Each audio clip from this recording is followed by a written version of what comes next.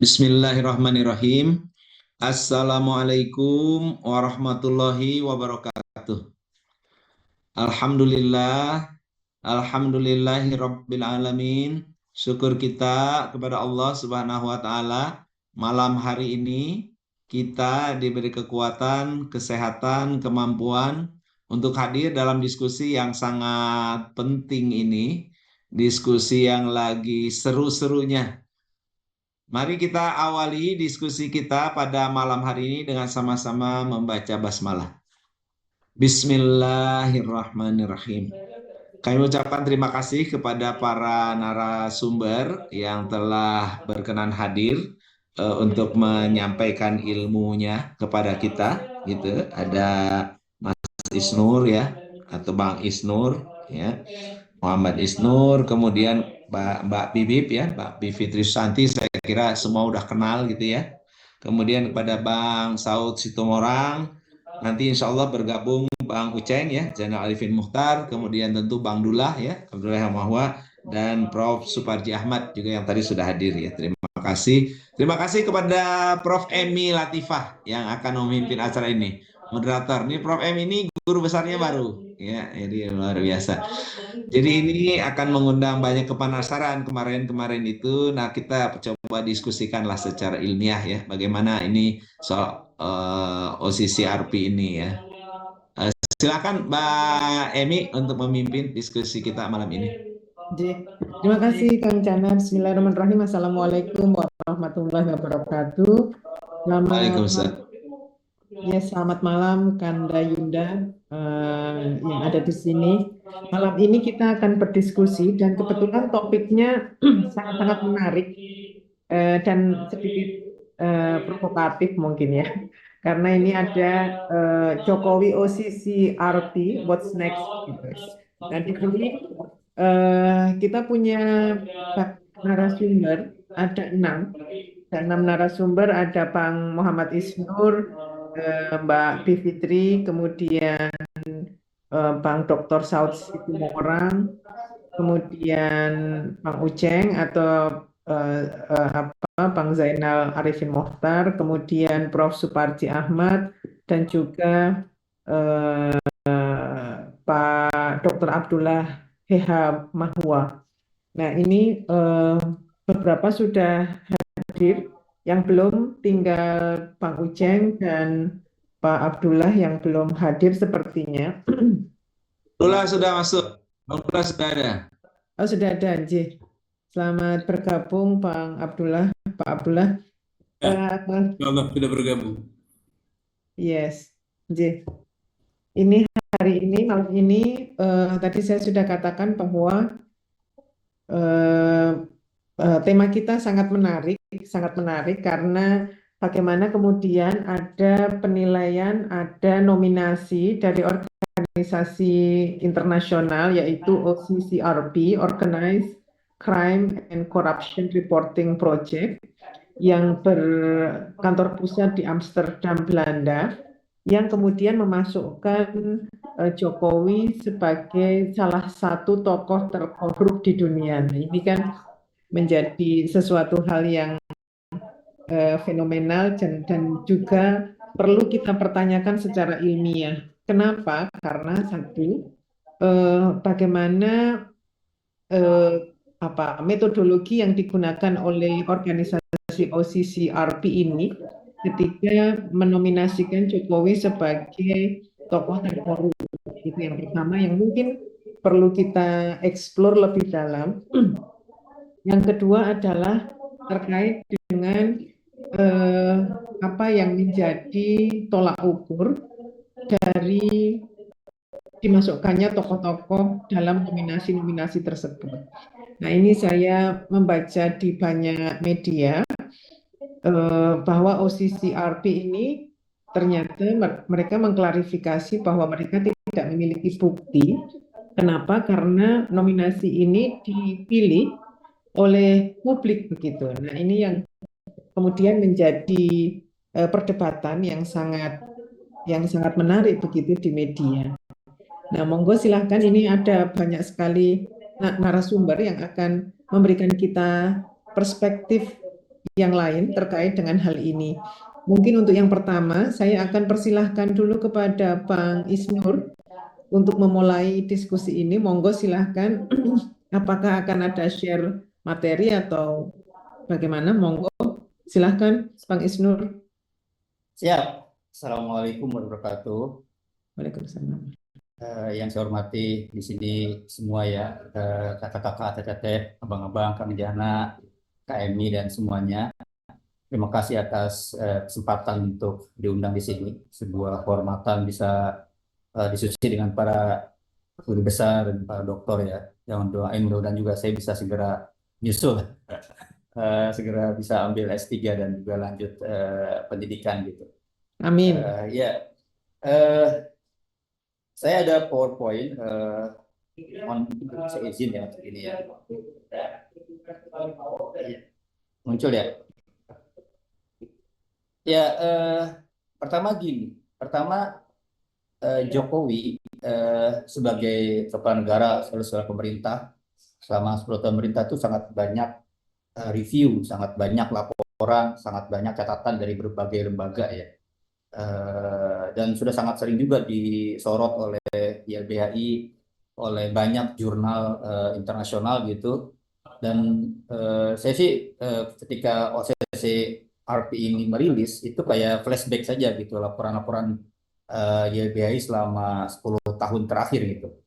Jadi bahkan Kang Jana, TNI ketika 2017 ya, itu Jokowi baru sekitar 3 tahun menjabat. Kami itu YLBHI merangkum semua catatan situasi hak asasi manusia di berbagai wilayah dari 18 kantor yang kami miliki, 18 provinsi gitu.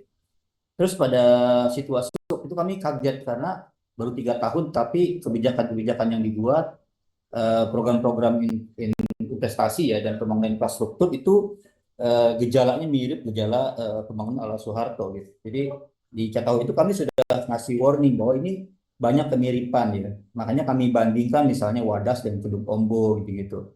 Itu ada gejala-gejala yang sama, termasuk arusnya adalah arus pembangunan yang menggusur rakyat gitu. Dan mulai ketika itu dengan menggulirkan banyak paket ekonomi dan tanda kutip ya di level peraturan pemerintah, di level peraturan menteri, tapi dia bertangan dengan undang-undang, jadi semacam ngakalin di level peraturan yang di bawahnya gitu. Nah, jadi ya kami melihat posisi RP ini seperti layaknya laporan-laporan kelembagaan masyarakat sipil yang lain gitu. Dan seperti TII misalnya, ini TII laporan sebelah kiri ya, Transparansi Internasional Indonesia yang melihat dan membaca trans korupsi di Indonesia dengan indeks persepsi korupsi gitu. Dan di masa pemerintahan Jokowi inilah IPK Indonesia itu turun, anjlok bahkan ke tahun-tahun 14 tahun yang lalu gitu, ke sekitar tahun 2005, 2006 gitu. Jadi anjloknya bahkan jauh turun sebelum Pak Jokowi naik. Dan di banyak media juga kita sudah bisa melihat pendapat-pendapat Pak Mahfud ya, Prof Mahfud yang menyatakan bahwa korupsi semakin mengerikan. Dan bukan hanya pemerintahan dan legislatif itu juga menembus ke judicial ya. Bagaimana ketua MK, hakim MK juga tertangkap karena korupsi gitu. Nah ini banyak lagi laporan ya, kita bisa lihat misalnya berbagai jurnal ya, dari Mitzner misalnya 2016, Hadis, terus kemudian Aspinall, Burton gitu. Juga ada terakhir ya Prof. Saiful Mujani sama Lide, itu mengemukakan satu garis besar temuan-temuan mereka, kesepakatan mereka, dan ini konsisten selama 9 tahun, bahwa demokrasi dan tanda kutip hubungan dalamnya adalah faktor korupsi di dalam yang cukup tinggi, itu konsisten dan bahasanya adalah mundur, regresi, jatuh, kembali ke otoritarian gitu. Dan seperti juga di fisik, tapi juga bahkan di digital, laporannya SafeNet misalnya sudah mengemukakan otoritarian di bidang digital ya, karena serangan-serangan digital makin sering kepada banyak orang, kepada aktivis, kepada akademisi, kepada jurnalis gitu. Terakhir juga kepada aktivis ICW ketika mengangkat posisi RP ini ya, dan juga kena websitenya YLBHI, brutal sekali serangannya, dan kami akhirnya tumbang website kami beberapa hari karena setelah rilis kami soal SSRP ini berasal dari serangannya. Dan di lapangan ya adik-adik kita ya yang melakukan demonstrasi dan kritik ya ketika misalnya pelemahan KPK 2019 itu lebih dari 4.000 orang ditangkap dengan brutal dengan kekerasan. Kemudian juga 2020 ketika aksi Omnibus Law itu lebih dari 5.000 hampir 6.000 orang ditangkap dan kita mendampingi lebih dari 4.000 orang ya dan mengerikan karena brutal represif dan kekerasan di mana-mana gitu. Begitupun ketika kemarin aksi kekerasan saat darurat demokrasi Agustus 2024 juga begitu. Jadi ini data-data yang sangat lama yang kita pikir konsisten dilaporkan oleh banyak lembaga. Jadi ketika OCCRP melaporkan di 2024 itu ya cerminan dari banyak laporan-laporan sebelumnya gitu. Nah, ketika YLBHI memandang itu, kami menggunakan pendekatan bahwa korupsi bukan semata-mata sebatas di beberapa pasal di Undang-Undang Tindak Pidana Korupsi gitu.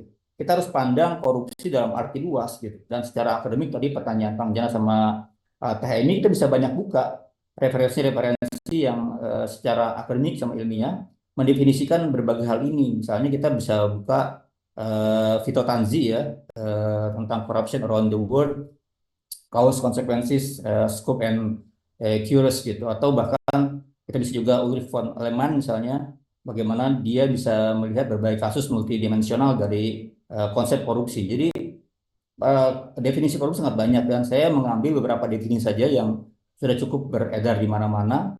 Kita bisa misalnya political bribery misalnya, bagaimana sejak awal ya kebijakan buat undang-undang itu penuh dengan apa namanya jual beli. Kalau bahasanya Jatam itu ijon. Jadi bagaimana biasanya menjelang pemilu itu ada banyak keluar perizinan terkait tambang, terkait apapun itu gitu. Saya mendengar beberapa kasus misalnya ketika apa namanya pergantian undang-undang KPK itu ada banyak tuh saksi atau cerita-cerita bagaimana uang beredar di parlemen gitu. Begitupun ketika Omnibus Law dan ini juga diungkap ketika misalnya peristiwa IKTP kan bagaimana korupsi beredar hubungannya dengan parlemen gitu. Terus political kickback juga sama ini bagaimana usaha-usaha korupsi berhubungan dengan ini kita lihat bagaimana misalnya pembangunan apa namanya jalan tol MBZ ya ketahuan korupsi 2 triliun banyak sekali hubungannya termasuk election fraud ini sering diungkapkan oleh Dr. Mbak Bibip cerita bagaimana politik gentong babi ya dalam filmnya Dirty Vote misalnya itu dimainkan gitu. Terus corruption campaign practice, discretionary corruption, illegal corruption, illegal corruption, mercenary corruption. Jadi sangat banyak definisi atau konsep-konsep yang kita bisa pakai dan bisa kita bikin gap analis data di Indonesia gitu. Bagaimana situasi itu berkembang sedemikian rupa sehingga kita melihat di mana-mana istilahnya Prof Mahfud itu korupsi gitu. Ini yang harus kita bisa pandang tidak semata-mata korupsi yang kalau dalam bahasa undang-undang korupsi dia menguntungkan pribadi gitu, ambil uang. Tapi ranahnya makin luas apalagi tanggung jawab Presiden Jokowi sebagai kepala negara kepala pemerintahan. Itu harus kita evaluasi secara sistematis dan dampaknya yang meluas. Nah, yang pertama yang kita bilang ya kemarin di rilis YBI kenapa layak diberikan julukan pemimpin terkorup karena di masa Pak Jokowi lah pelemahan KPK ya, dan gerakan anti korupsi secara umum itu dilakukan secara sistematis. Jadi bagaimana misalnya Pak Jokowi selalu bilang ini karena DPR Pak enggak kan undang-undang itu dibuat bersama DPR bersama pemerintah gitu. Dan Pak Jokowi yang mengirimkan surprise mengirimkan 2 menterinya untuk membahas undang-undang perubahan KPK. Dan disitulah kemudian kita lihat bagaimana menterinya Jokowi menyetujui perubahan gitu. Tidak ada protes atau kira-kira kritik keras ya, tidak persetujuan di DPR gitu. Itu jelas revisinya yang sangat cepat 12 hari terjadi dan dampaknya ya mengerikan gitu.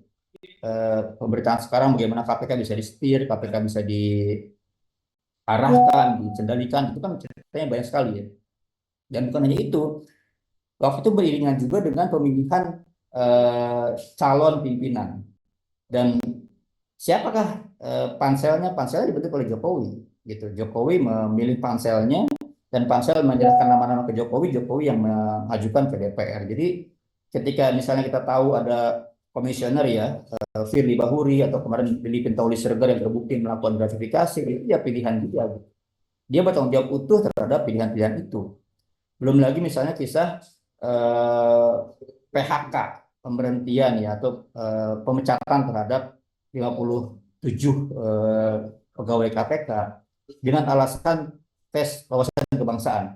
Jadi bagaimana hukum dibuat, tes dibuat, tapi untuk tujuannya menyingkirkan. Itu jelas bagian dari pelemahan sistematis yang kita bilang gitu. Terus yang kedua misalnya bagaimana ada political kickbacks ya. Jadi 2019 sebelum-sebelumnya itu masa evaluasi buat banyak perusahaan-perusahaan tambang ya, kontrak karya yang besar-besar ya, yang sebagian sekarang dikasih kepada ormas keagamaan. Itu kan dulu evaluasi itu. Terus menjelang pemilu ya, tiba-tiba ada rencana paksaan atau dorongan supaya mengubah undang-undang Minerba. Yang awalnya undang-undang Minerba lama itu ada beberapa jaminan ya buat masyarakat bisa punya hak semacam hak veto gitu, menentukan ini tanah kami nggak mau ditambang. Sekarang hilang.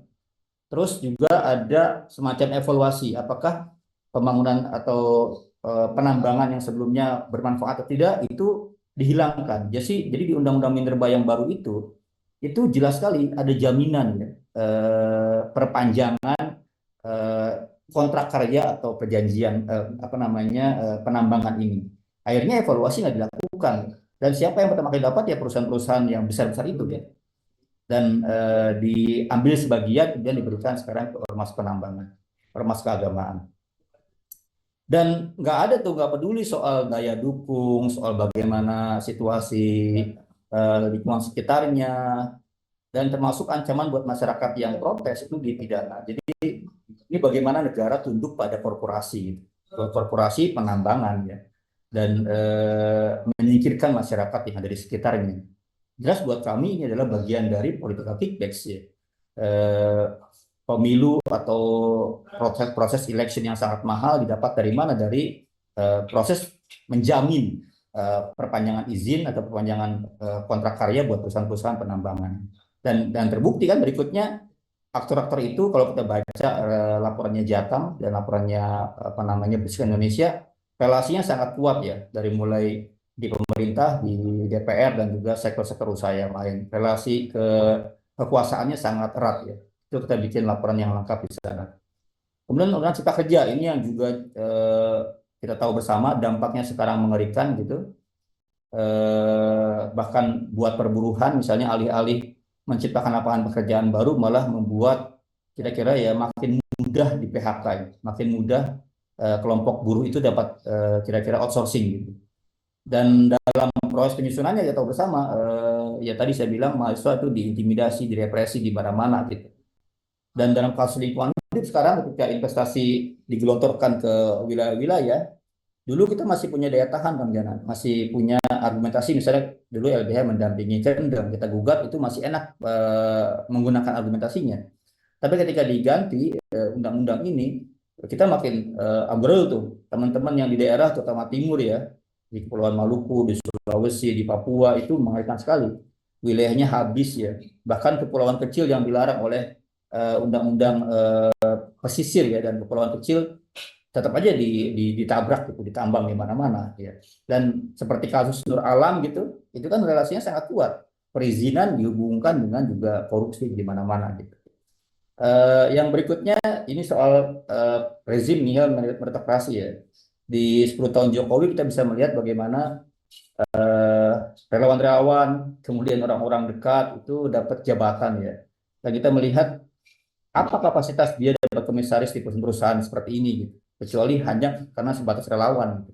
Artinya apa? Artinya perusahaan-perusahaan atau jabatan-jabatan politik, jabatan pemerintahan yang harusnya diisi dengan orang-orang yang profesional sesuai dengan bidangnya, dengan profesinya, itu diisi karena posisi relawan.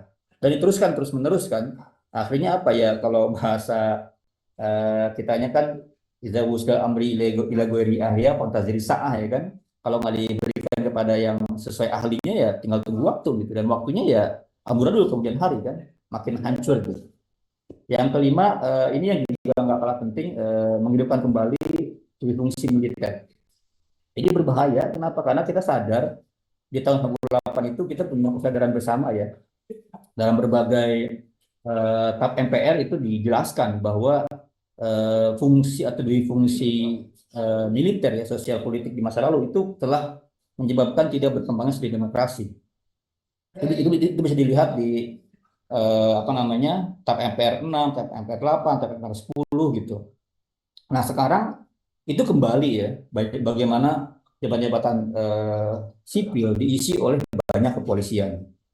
Bahkan juga beberapa jabatan sekarang diisi oleh tentara aktif ya. Misalnya kemarin BSSN gitu. Jadi dan diubah undang-undangnya, undang-undang ASN-nya diubah, sekarang mau diubah undang-undang Polri TNI-nya gitu. Bahkan sekarang ya masuk ke banyak hal kira-kira ya. Tentu ini kita akan makin repot ke depan kalau situasi kritik kita tapi berhadapan dengan wajah ya aparat gitu, TNI dan Polri. Alih-alih membongkar korupsinya malah nanti yang membongkar yang dikriminalisasi kan. Ini apa namanya, apalagi sekarang ada agenda bentukan lebih dari 100 Korem dan Kodim gitu di Indonesia. Itu situasi yang berbalik arah di kasus militerisme ini. Juga sama di BUMN misalnya, ini menjadi berat usaha relawan ya, termasuk kepolisian gitu. Jadi banyak sekali melanggar atas ini. Dan mereka ya berkorelasi itu dengan keamanan gitu. Bagaimana tentara aktif, polisi aktif itu juga menduduki jabatan-jabatan di BUMN gitu. Ya BUMN pada akhirnya menurut banyak laporan menjadi semacam sapi perah bagi kekuasaan gitu. Terus juga intelijen kita tahu sama bagaimana misalnya Pak Jokowi bilang ya saya punya intelijen, saya tahu data partai gitu kan. Jadi intelijen digunakan untuk kepentingan politik ya. Ini kita mengerikan sekali kalau kemudian halusnya di alat negara jadi kekuasaan. Bagaimana pergeseran-pergeseran di partai politik, konflik-konflik di partai politik itu penuh dengan dugaan intervensi dari intelijen dan kekuasaan. Ini bagian kami adalah bagian dari mercenary corruption yang harus dipantau dan didukung ya. Makanya ke depan mungkin harus ada bergulir evaluasi atau audit intelijen ke depan. Yang nggak kalah penting kemudian adalah represi dan kriminalisasi. Ini banyak banget teman-teman serikat buruh, teman-teman mahasiswa, teman-teman apa namanya aktivis ya, teman-teman bahkan akademisi ya. Belum lagi para pejuang lingkungan hidup di mana-mana itu besar sekali. Laporannya misalnya KPA, laporannya Walhi, laporannya Kontras itu sangat konsisten di mana-mana represi dan kriminalisasi terjadi. Jadi ya makanya bahasa YLB itu ketika kemarin merilis laporan ya ini adalah vivere pericoloso gitu. Masa-masa yang penuh berbahaya bagi masyarakat ya. Dan contoh aja misalnya dalam satu kali aksi saja di 2024 kami melaporkan itu lebih dari 333 masa aksi itu mengalami serangan yang brutal ya. Baik doxing, perampasan, perburuan, kriminalisasi, bahkan ditangkap tanpa sah. Jadi ini hanya dalam waktu 6 hari. Bagaimana secara masif mahasiswa mengalami kekerasan di mana-mana. Belum lagi yang juga sekarang mengerikan ini yang diteruskan adalah bagaimana proyek-proyek strategis nasional dengan dalih PSN, tapi kemudian merampas, menggusur, menghilangkan ruang hidup warga ya. Kami mendampingi di Wadas, kami mendampingi di Rempang gitu. Kami juga membantu kawan-kawan di berbagai wilayah, di Wawonii, di Pocok Leok, itu di Seluma, di Bengkulu, kami mendampingi juga di apa namanya Gunung Talang gitu ya. Dengan dalih PSN ini warga benar-benar ketakutan, warga benar-benar mengalami penggusuran gitu. Belum lagi sekarang yang juga nggak mengerikan kan, tahu di Merauke itu 2 juta hektar akan digusur ya, ditebang pohon-pohonnya, itu bagaimana ke depan. Dan yang terakhir yang memang sangat keras sekali di 2024 ini kita bisa melihat bagaimana kekuasaan yang berbalut nepotisme ya. Kita tahu bagaimana MK hakim-hakimnya bahkan ya ini hakim MK sebagai benteng terakhir keadilan melanggar etik itu mengubah undang-undang hanya karena usia ya calon wakil presiden gitu, belum pemilihan-pemilihan di kota tertentu di apa namanya provinsi tertentu itu dugaan-dugaan pengerahan aparat ya secara struktur itu mengerikan. Belum lagi bagaimana bansos digerakkan secara masif ya, ini semua hubungannya dengan kekuasaan gitu. Jadi itu semua ya menurut kami maka pada akhirnya layaklah proses CRP mengarah ke sana gitu. Itu pandangan dari kita untuk sekedar kemudian mengargumentasikan secara layak dan kita bisa refleksi ya. Kesalahan Indonesia di masa lalu jangan terulang di masa kini dan kita mengulangi kesalahan yang sama gitu. Nah, bagaimana ke depan tantangannya apa yang bisa kita lakukan nih? Yang pertama yang penting adalah bagaimana memulihkan ini semua. Bagaimana korupsi politik ini dihentikan prosesnya dan dipulihkan ya. Misalnya kebijakan-kebijakan yang ada itu harus dikembalikan.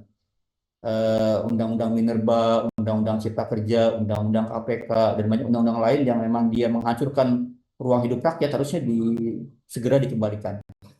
Praktik-praktik curang, praktik-praktik korupsi itu harus dihentikan.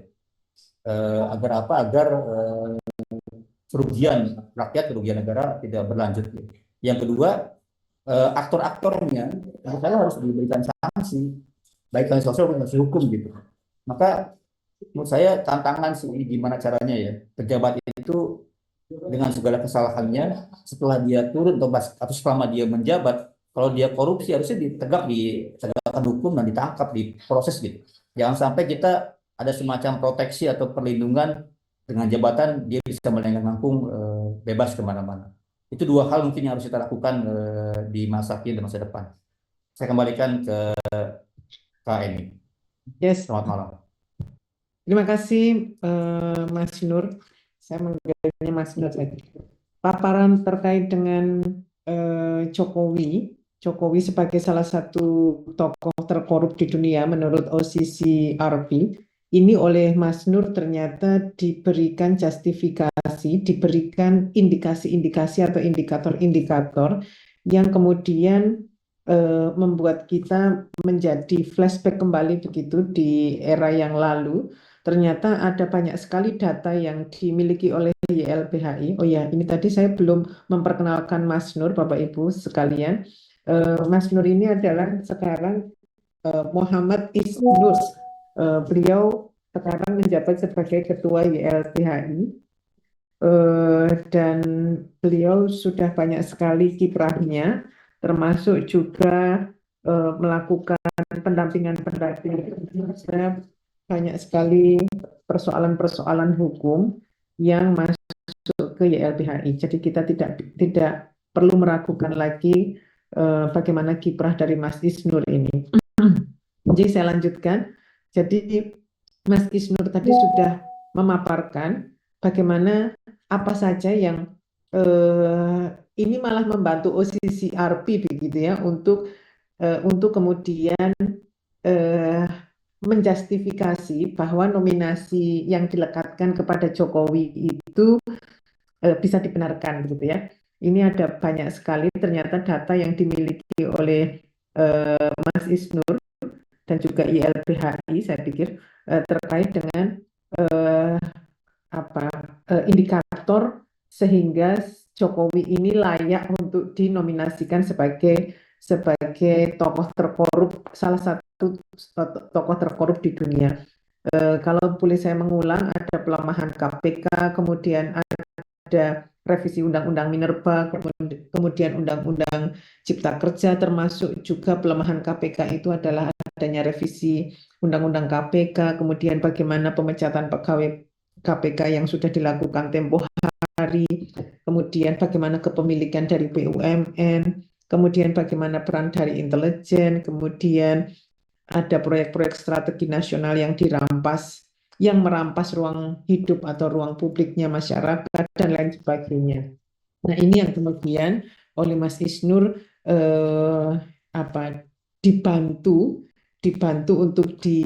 untuk disahihkan begitu ya, bahwa Jokowi itu memang layak untuk disebut sebagai tokoh terkorup, menjadi salah satu tokoh terkorup di dunia. Ini sangat menarik juga, sangat menarik sekali menurut saya terkait dengan indikator-indikator ini. Nanti mungkin kita bisa diskusi lebih lanjut terkait dengan hal ini untuk mengefisienkan waktu, karena ini pembicaranya, narasumbernya banyak sekali, Bapak Ibu, sehingga kita lanjut dulu ke pembicaraan kedua. Mungkin Mbak Fitri bisa menjadi pembicara yang kedua. Sebelumnya akan saya bacakan dulu beberapa biodata atau daftar sekilas tentang Mbak Fitri. Fitri Susanti, beliau adalah staf pengajar, salah satu pernah menjadi staf pengajar di Harvard Kennedy School of Government tahun 2013 sampai 2014. Kemudian beliau juga menjadi visiting fellow di Australian National University School of Regulation and Global Government tahun 2016. Kemudian pernah juga menjadi visiting professor di University of Tokyo tahun 2018. Kemudian juga penerima anugerah konstitusi Muhammad Yamin dari Pusat Studi Konstitusi Universitas Andalas dan Asosiasi Pengajar HTN Han sebagai pemikir muda HTN di tahun 2018. Jadi beliau juga memiliki track record yang luar biasa, Bapak Ibu, sehingga kita tidak perlu meragukan lagi terkait dengan kapasitas dan kepakaran beliau. Monggo Mbak Fitri mungkin bisa menambahkan terkait dengan bagaimana Jokowi ini bagaimana pendapat atau perspektif dari Mbak Fitri terkait dengan dinominasikan Jokowi sebagai tokoh terbaru. Monggo silahkan. Baik, terima kasih Mbak Emi. Bisa. Assalamualaikum warahmatullahi wabarakatuh. Selamat malam, salam sejahtera. Tidak bisa saya sebutkan satu persatu, tapi salam hormat saya untuk semua yang hadir di sini. Saya kira tadi Mas Isnur sudah memberikan catatan yang sudah cukup banyak mengenai kelayakan Jokowi untuk menerima predikat itu. Jadi saya akan menambahkannya dari 3 hal. Pertama, dari segi metodologi, yang kedua kredibilitas lembaga, nanti yang ketiga sesuai dengan tugas yang diberikan kepada para narasumber, apa nih setelah itu ya, setelah posisi arti, karena itulah judul diskusi kita malam ini. Dan berangkat dari apa yang disampaikan Mas Isnur, bahkan kalau misalnya Ibu dan Bapak tertarik untuk membaca lebih jauh, sebenarnya teman-teman YLBHI bersama dengan banyak organisasi non-pemerintahan lainnya pernah membuat dokumen yang sangat baik tuh di dalam prosesi yang bernama Mahkamah Rakyat. Sampai sekarang dokumennya masih bisa diakses, dan di situ semua argumentasi dituangkan. Saya sendiri waktu itu sebagai salah satu penggugat Jokowi dan kelompoknya, dan di situ juga ada buktinya, ada saksi, juga ada ahlinya. Nah, itu semua sudah dituangkan. Jadi bagi kami, saya setuju dengan Mas Isnur, kami sebenarnya nggak ada yang terkejut.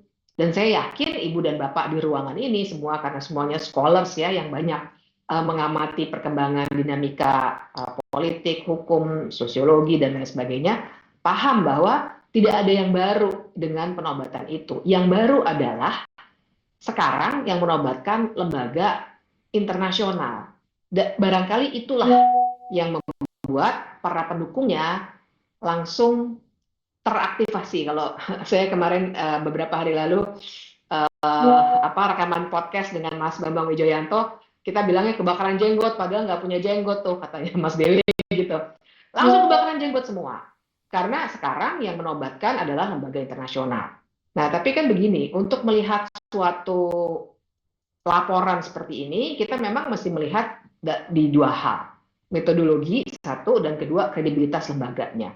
Dari segi metodologi, yang perlu kita kritik dari para pendukung Jokowi yang langsung marah semua di media sosial ya, adalah memang kita lihat deh lembaganya. Lembaga ini organize crime and corruption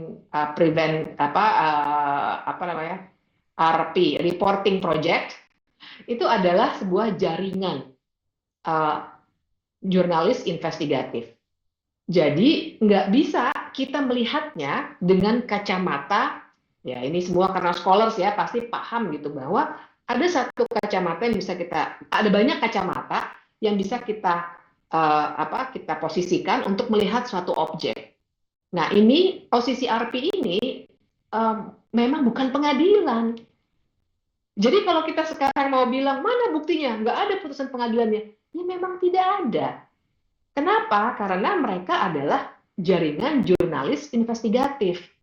Jadi mereka juga tidak punya kewajiban untuk menjadi hakim. Mereka ini bahkan bukan pengadilan internasional. Jadi lucu ketika para pendukungnya rame-rame bertanya soal bukti. Lah orang ini bukan pengadilan. Dan ketika mereka memaknai corruption, sebenarnya bukan undang-undang tipikornya Indonesia.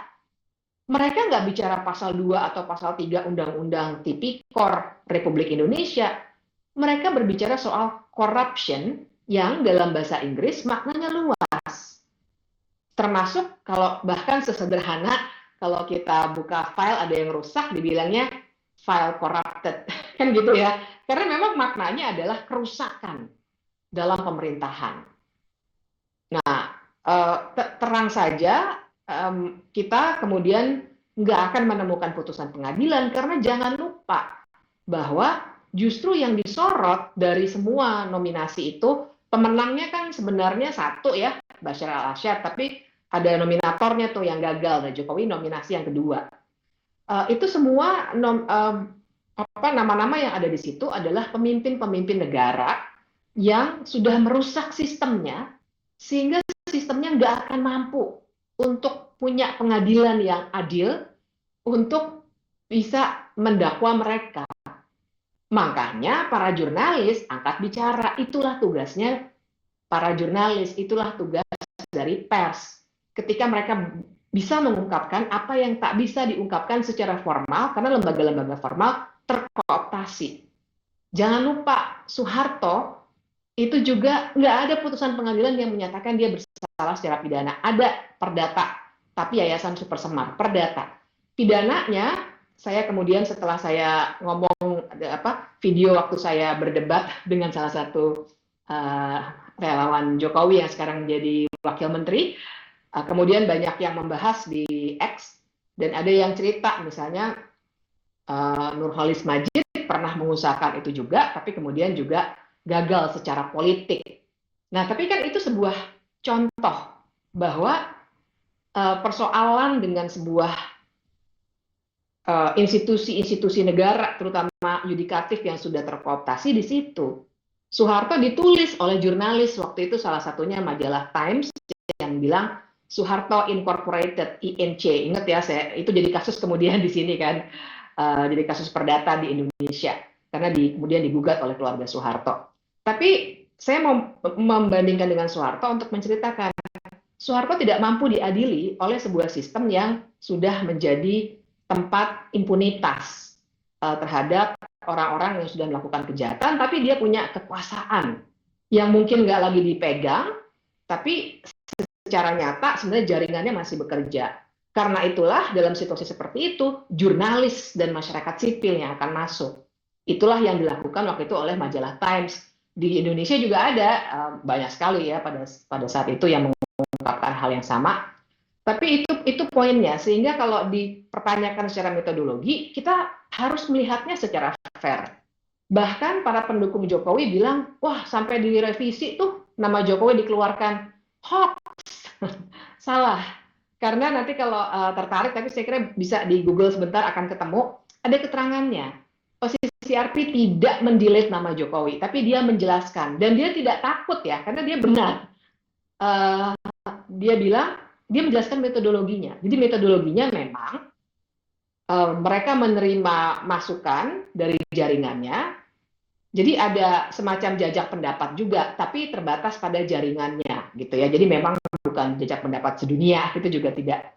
Kita paham ya sebagai para peneliti, paham itu tidak mungkin juga secara sedunia. Jadi ada submission dari jaringannya. Nah kemudian mereka ada dewan jurinya. Dewan juri juga transparan, ditulis nama-namanya, fotonya, segala macam.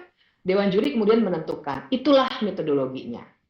Terus, jadi dengan demikian, kita bisa melihat lebih jelas, mereka bukan pengadilan. Jadi tak layak memang untuk menyandingkan pasal 2, pasal 3 Undang-Undang Tipikor dengan sebuah survei sebenarnya ya yang dilakukan oleh OCCRP ini. Dan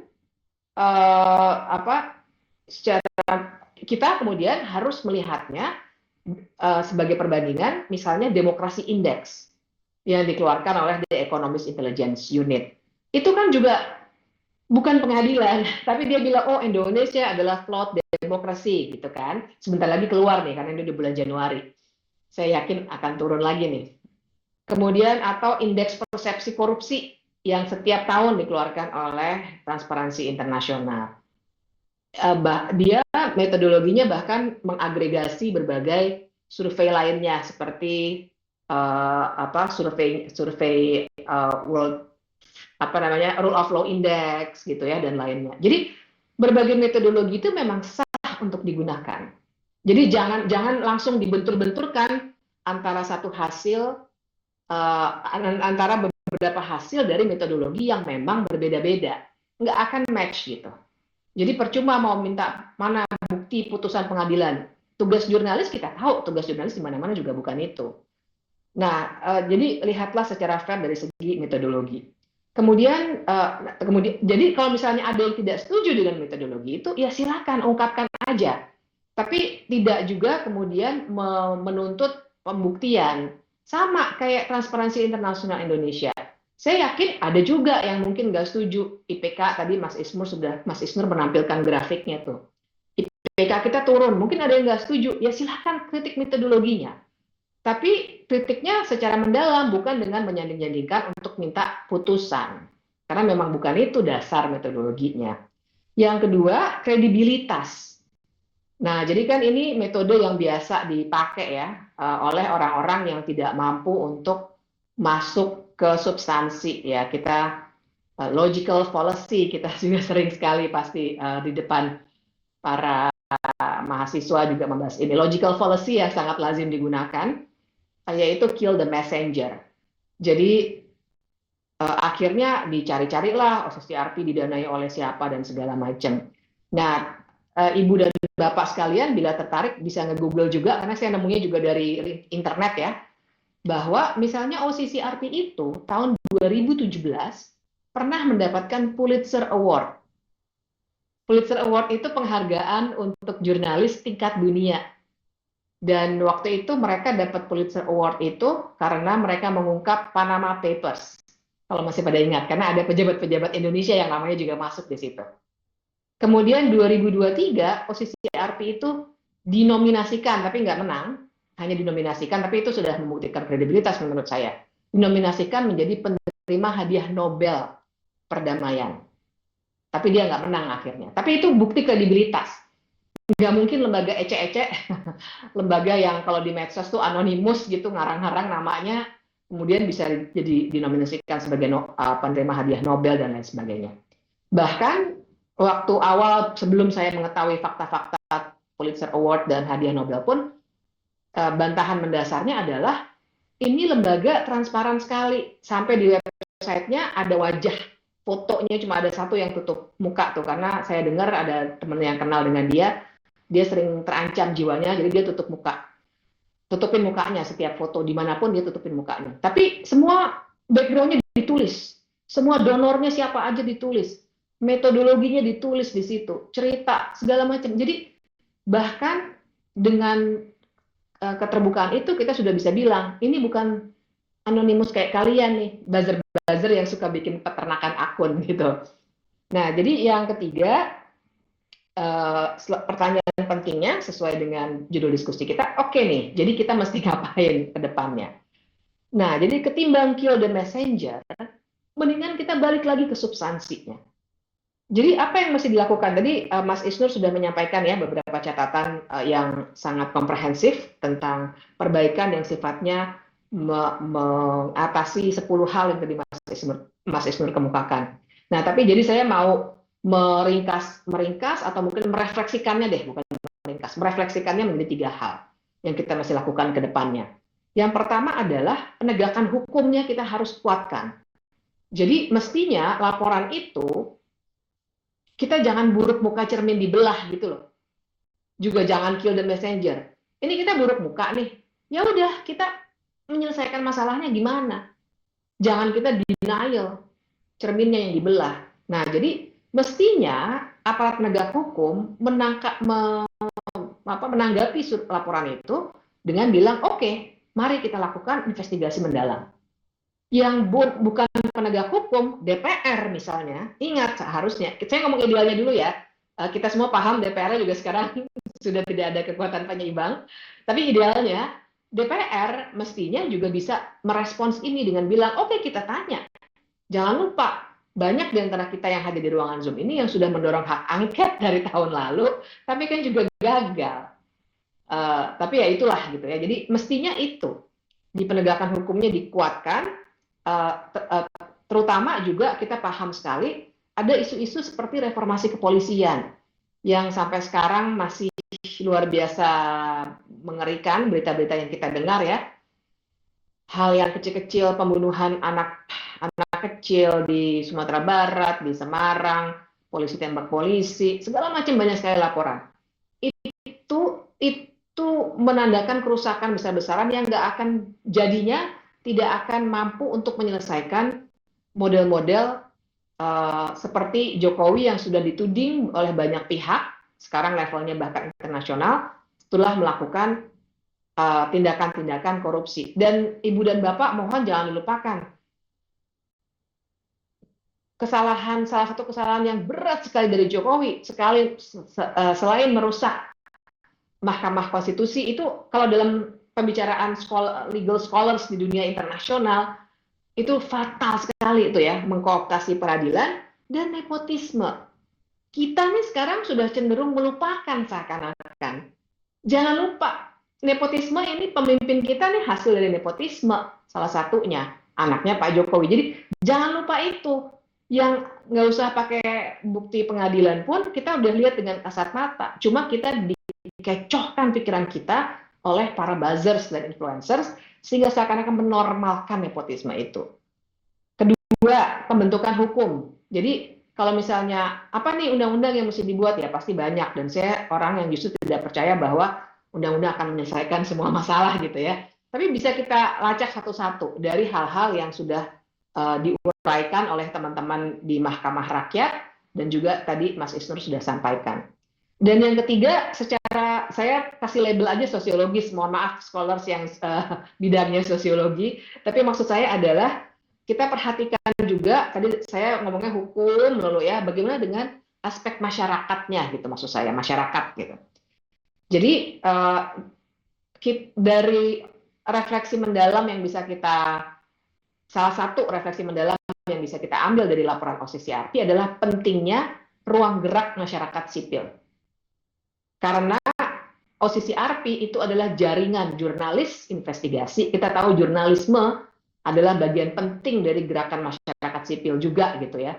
Dan kita makin melihat perannya bagaimana kalau lembaga negara dan yudisial sudah terkooptasi, ternyata diangkat oleh masyarakat sipil. Refleksi mendalamnya di situ. Sehingga ruang gerak masyarakat sipil yang menyempit ini harus kita bongkar, termasuk upaya-upaya seperti penyerangan terhadap teman-teman aktivis gara-gara kasus OCCRP ini sendiri gitu. Nah, jadi paling tidak 3 hal ini yang kedepannya bisa kita taruh di atas meja untuk kita diskusikan sama-sama, Bu Eni. Dari saya itu dulu, nanti bisa kita diskusikan lebih lanjut. Terima kasih. Assalamualaikum warahmatullahi wabarakatuh. Waalaikumsalam warahmatullahi wabarakatuh. Terima kasih Mbak Bivitri. Menarik sekali terkait dengan paparan Mbak Bivitri ini. Yang pertama adalah ternyata ini bukan hal yang baru, betul. Ini bukan hal yang baru, hanya yang membuat tergagap-gagap oleh pendukung Jokowi adalah bahwa ini disuarakan oleh organisasi di tingkat internasional begitu. Nah, terkait dengan metodologi, terkait dengan nominasi ini, Mbak Bivitri lebih menekankan kepada 2 hal. Yang pertama adalah bagaimana metodologinya, dan yang kedua adalah kredibilitas dari lembaga OCCRP itu sendiri. Dan tadi sudah dijelaskan bahwa terkait dengan metodologi, tidak bisa kemudian lembaga OCCRP, karena dia adalah lembaga jurnalis investigasi, sehingga tidak bisa kemudian dituntut untuk diminta bukti begitu ya, karena lembaga ini bukan peradilan. Kemudian juga terkait dengan kredibilitas, ini OCCRP ini sudah menunjukkan kredibilitasnya karena salah satu indikatornya adalah termasuk salah satu yang dinominasikan menerima Pulitzer Award dan juga dinominasikan sebagai penerima Nobel tadi ya tahun 2023. Pulitzer Award-nya mereka dapat, Mbak. Oh iya, betul. Pulitzer Award-nya mereka dapat dan tahun 2023 dinominasikan sebagai penerima Nobel begitu. Nah, ini salah satu indikator yang sudah cukup rasanya untuk menilai apakah OCCRP ini kredibel atau tidak begitu ya.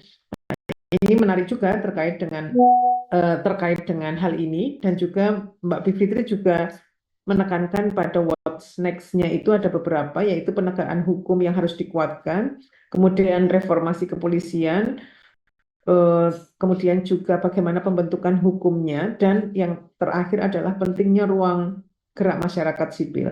Nah, nanti ini mungkin bisa kita diskusikan lebih lanjut terkait dengan penegakan hukum harus dikuatkan, sementara kemudian mungkin salah satu unsur dari penegakan hukum adalah aparat-aparat hukum begitu. Bagaimana mau menegakkan kalau aparat hukumnya juga sistem di dalam aparat hukumnya juga mungkin belum terlalu baik, misalnya begitu. Nanti kita diskusikan lebih lanjut, tetapi kita akan melihat dulu perspektif yang lain yang akan juga dipaparkan oleh pembicara kita atau narasumber kita yang selanjutnya, yaitu Bapak Dr. Saud Situmorang.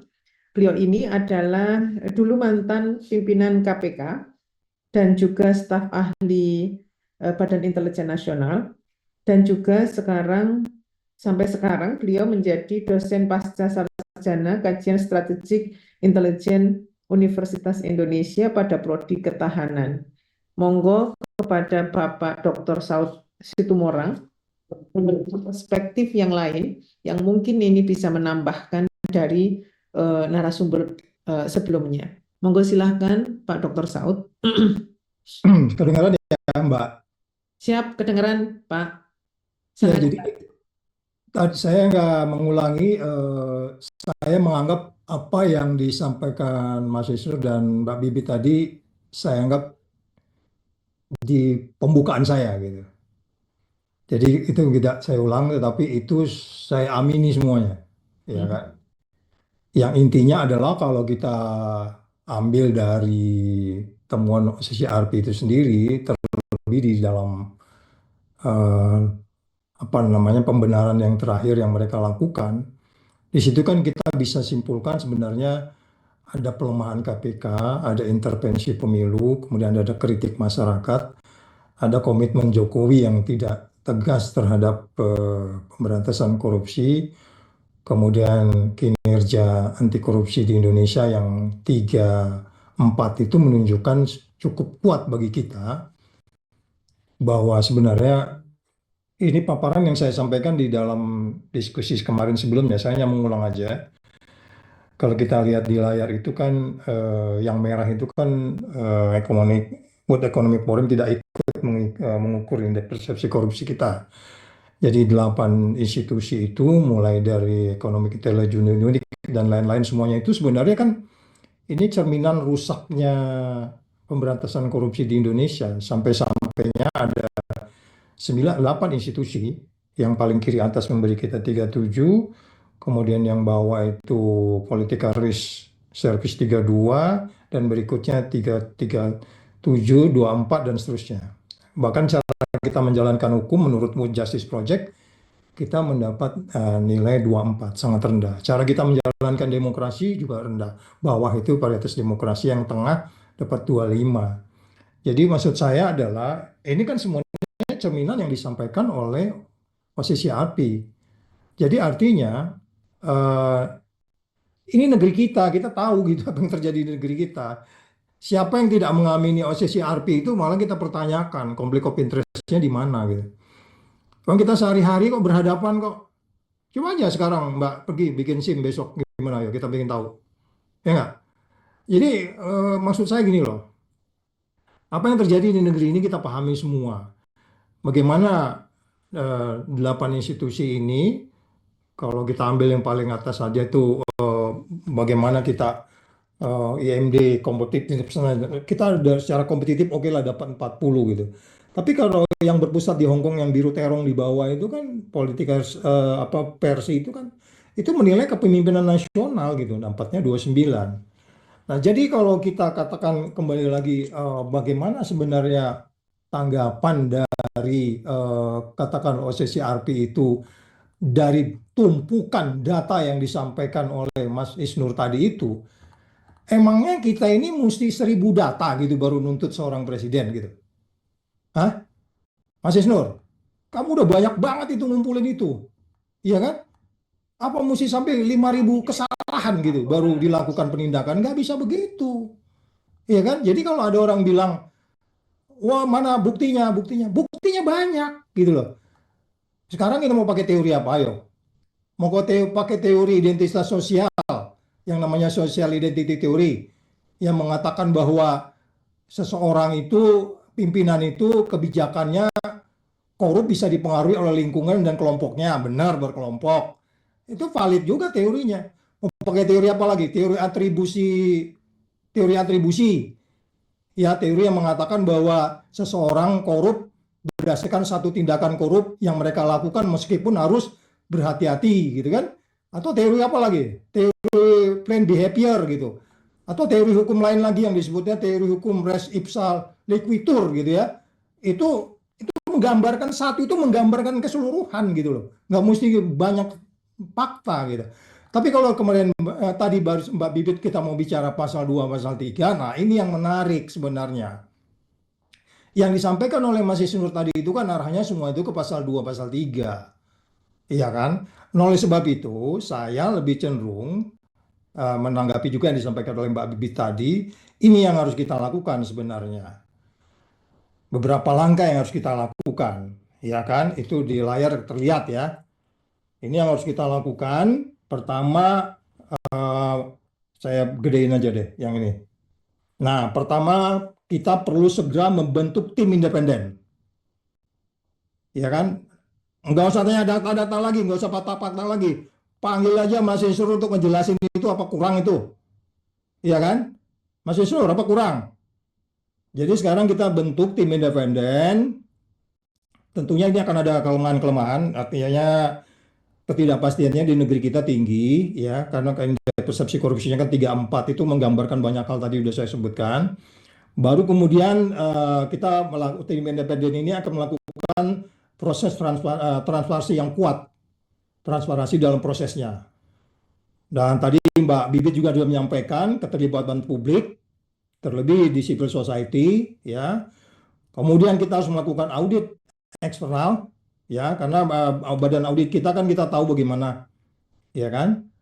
Baru pengawasan terhadap lembaga yudikatif kita juga seperti apa, karena kita juga pahami bagaimana mereka bekerja, ya. Baru kemudian komunikasi yang jelas dan konsisten. Artinya masyarakat harus kita jelaskan nanti bahwa proses itu sudah sampai seperti ini, prosesnya seperti ini. Tapi yang paling penting yang pertama yang di atas yang dekat bunga itu pembentukan tim independen dulu.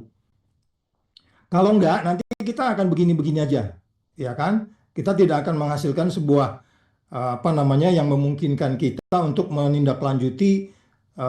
Kita tutup aja deh, OCCRP nggak ada, kita anggap nggak ada tuh. Kita anggap aja nggak ada OCCRP. Apa kurang itu Isnur? Kan gitu ya? Nggak ada apa-apanya tuh data OCCRP dibandingkan datanya Isnur dan datanya teman-teman di Indonesia. Nah, oleh sebab itu membentuk tim investigasi terdiri dari individu-individu yang kredibel, yang tidak memiliki afiliasi politik, yaitu akademisi. Itu penting, itu tim independen yang akan dibentuk. Kemudian memastikan prosesnya dilakukan proses penyelidikan yang dilakukan secara transparan, kemudian dilakukan langkah-langkah investigasi yang kuat gitu ya. Baru kemudian berikutnya lah melibatkan tadi saya sebutkan. Baru yang di bawah itu adalah audit eksternal. Ini penting karena ini kan melibatkan lembaga-lembaga yang tidak hanya nasional, lembaga internasional juga gitu. Atau kalau memang kita anggap ini selesai, selesai juga nggak apa-apa gitu ya kan. Negara kita bukan negara Isnur dan negara saya bukan negara Mbak Bibit juga ya kan. Negara kita sama-sama, cuman ini mau didiemin nggak gitu. Supaya kemudian gini tidak terulang kembali lagi seperti ini. Pemilu yang carut marut, kita dapat ya, paritas demokrasi dapat 25 tadi.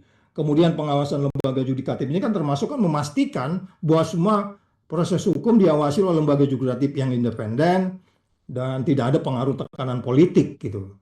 Baru yang paling akhir di bawah itu ya kalau ketemu nanti ya harus penegakan hukum yang tegas, ya kan? Jadi cara kita menjawabnya daripada kayak gitu yang tidak ada follow up-nya, saya pikir kita harus langkah tegas di 6 hal ini yang menurut saya untuk kemudian kita bisa melihat bahwa hal ini tidak akan pernah terjadi terulang kapan lagi pun ke depan sehingga kemudian kasus-kasus ini menjadi lebih berdampak terhadap indeks persepsi korupsi kita yang 34 itu.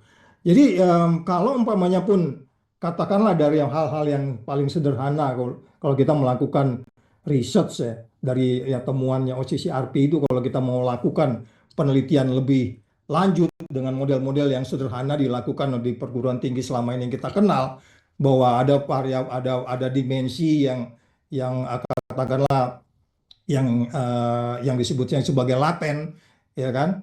Ini kan korupsi ini laten nih, dimensinya sebenarnya sudah disebutkan.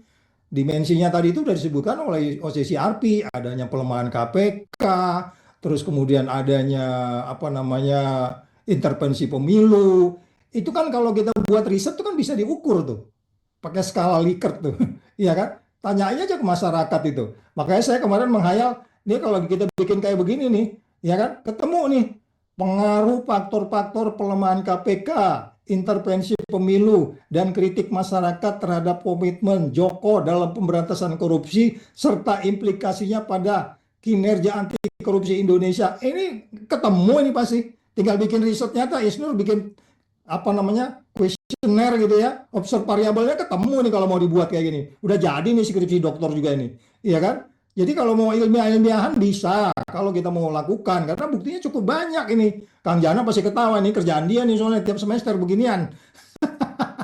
Ya kan? Jadi maksud saya kalau mau pakai ilmiah, ayo kita bisa pakai ilmiah. Mau pakai yang model begini, ayo bisa ya kan? Tapi kalau kita mau bicara ini adalah pasal 2 pasal 3, which is Isnur tadi kan bicara pasal 2 pasal 3 tuh, ya kan? Ya saya pikir ini harus dilakukan 6 hal ini. Sampai kemudian kalau terbukti baru kita melakukan penyelidikan dan kemudian dan seterusnya gitu. Mungkin sementara dari saya begitu, saya sekali lagi mengulangi mengamini yang disampaikan Mas Isnur dan Mbak Bibit dan lebih spesifik kepada usulan ini. Jadi jangan dibiarkan ini begitu saja, kemudian selesai 5 tahun kemudian kita begini lagi gitu. Enggak. Negeri ini akan habis krisis dan seterusnya akan mengancam kita untuk kemudian kalau kita tidak ngambil sikap yang tegas. Sementara gitu dulu, Mbak Emi, terima kasih. Teman-teman, mohon maaf kalau ada kekurangan, kita berdiskusi lebih lanjut. Selamat malam. Yes, terima kasih Pak Dr. Saud Situmorang. Terkait dengan hal ini tadi sudah sangat strict to the point. Langkah yang harus dilakukan kalau Pak Saud mengatakan begitu ada 6 hal: pembentukan tim independen, transparansi, keterlibatan publik, audit eksternal, pengawasan lembaga yudikatif, dan komunikasi yang jelas. Nah ini menjadi apa namanya highlight dari Pak Saud terkait dengan nominasi Jokowi ini. Nanti akan kita diskusikan Bapak Ibu terkait dengan hal ini.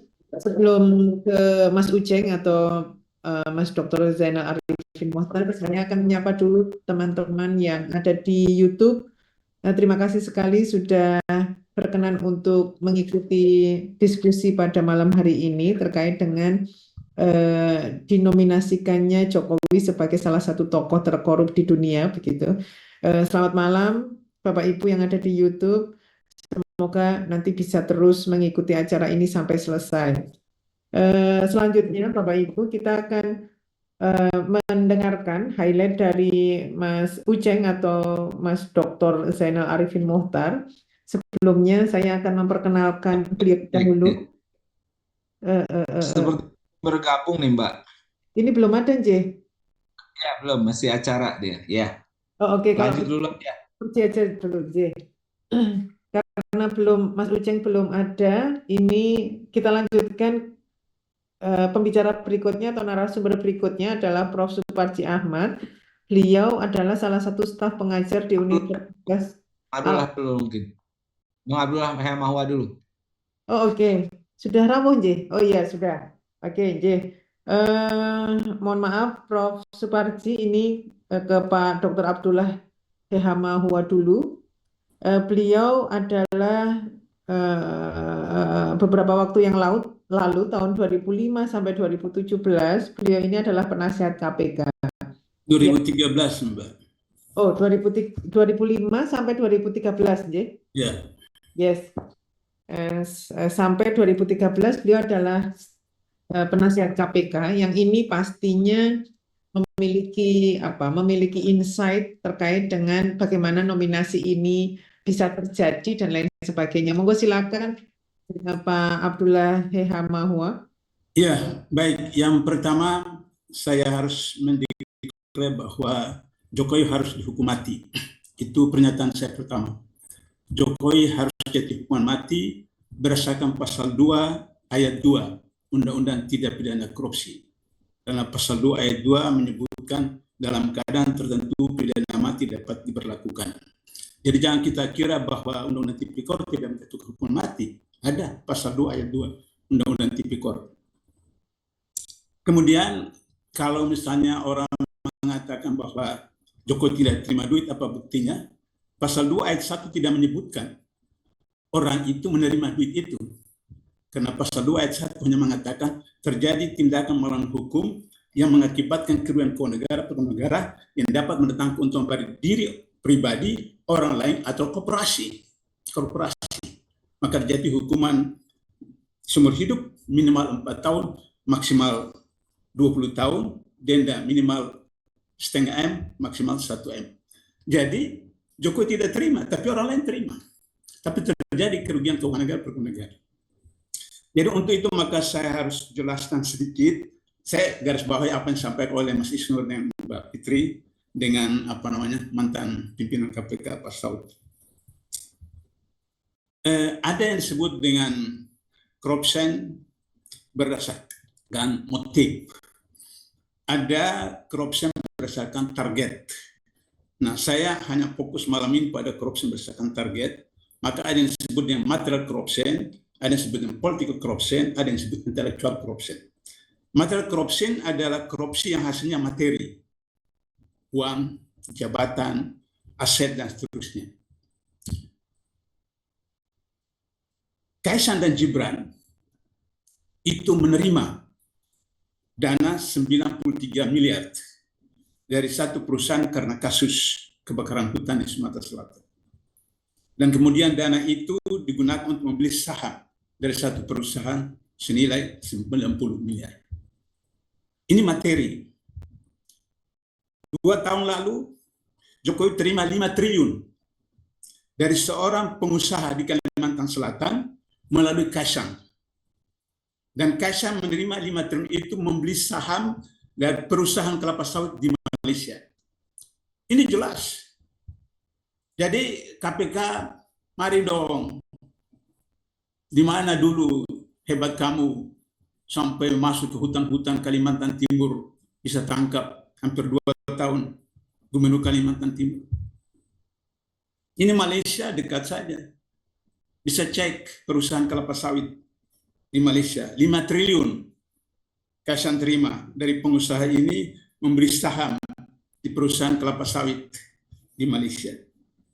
Jadi ini jelas material corruption. Itu jelas.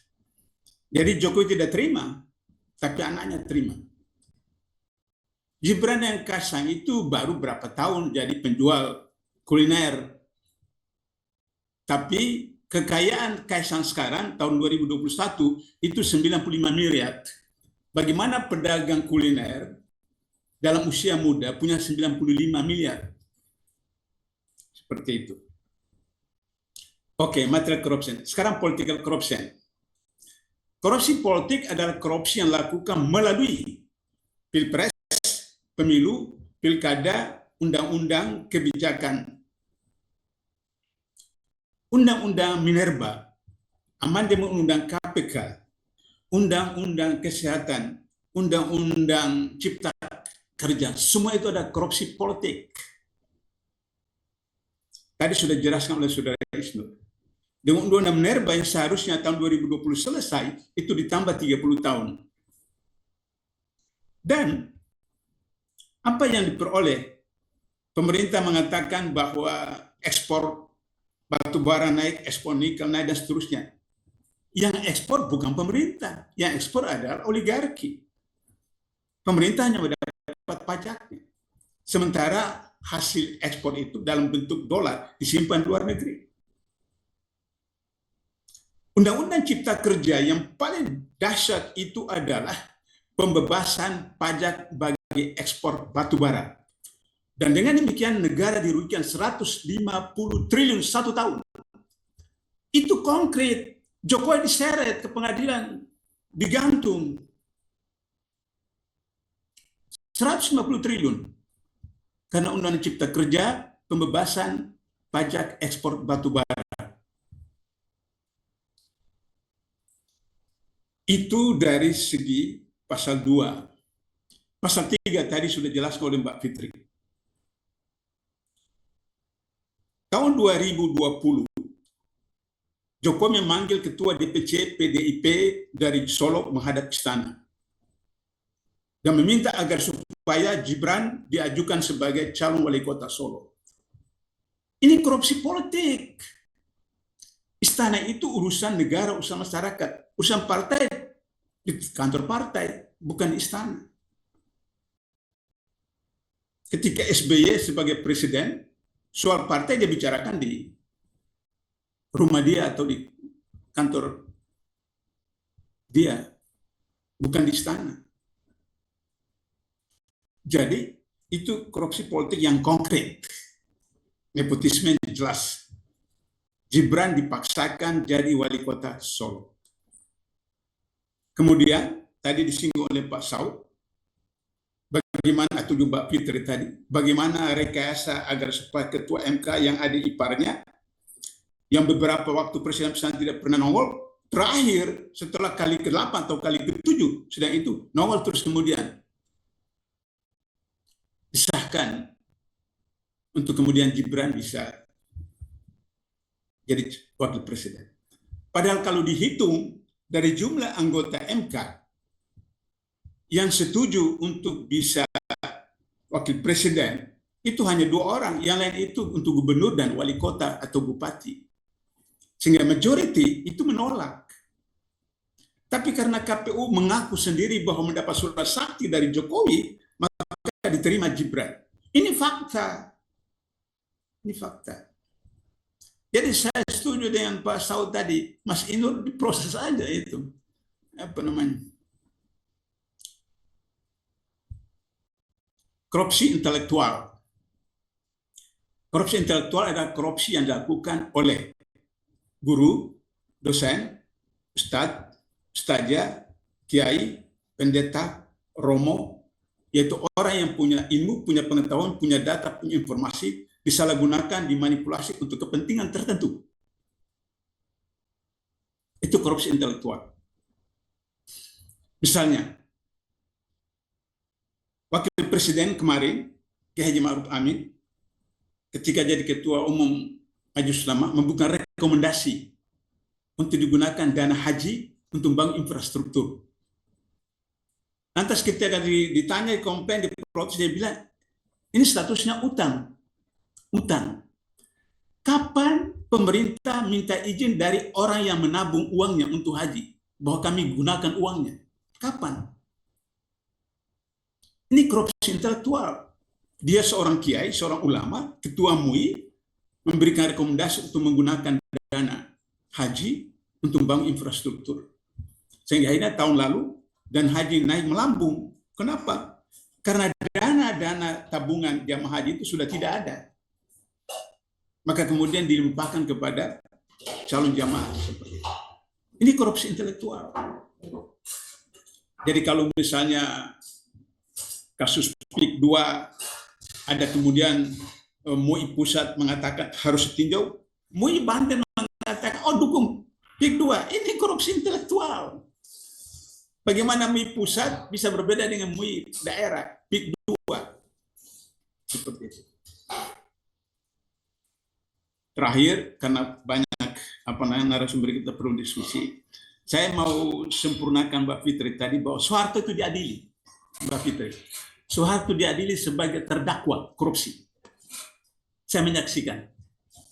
Tapi kali kedua, karena sakit, kemudian disebutkan semacam gangguan di kepala, maka kemudian dihentikan oleh Kejaksaan Agung. Jadi Soeharto diadili sebagai terdakwa korupsi.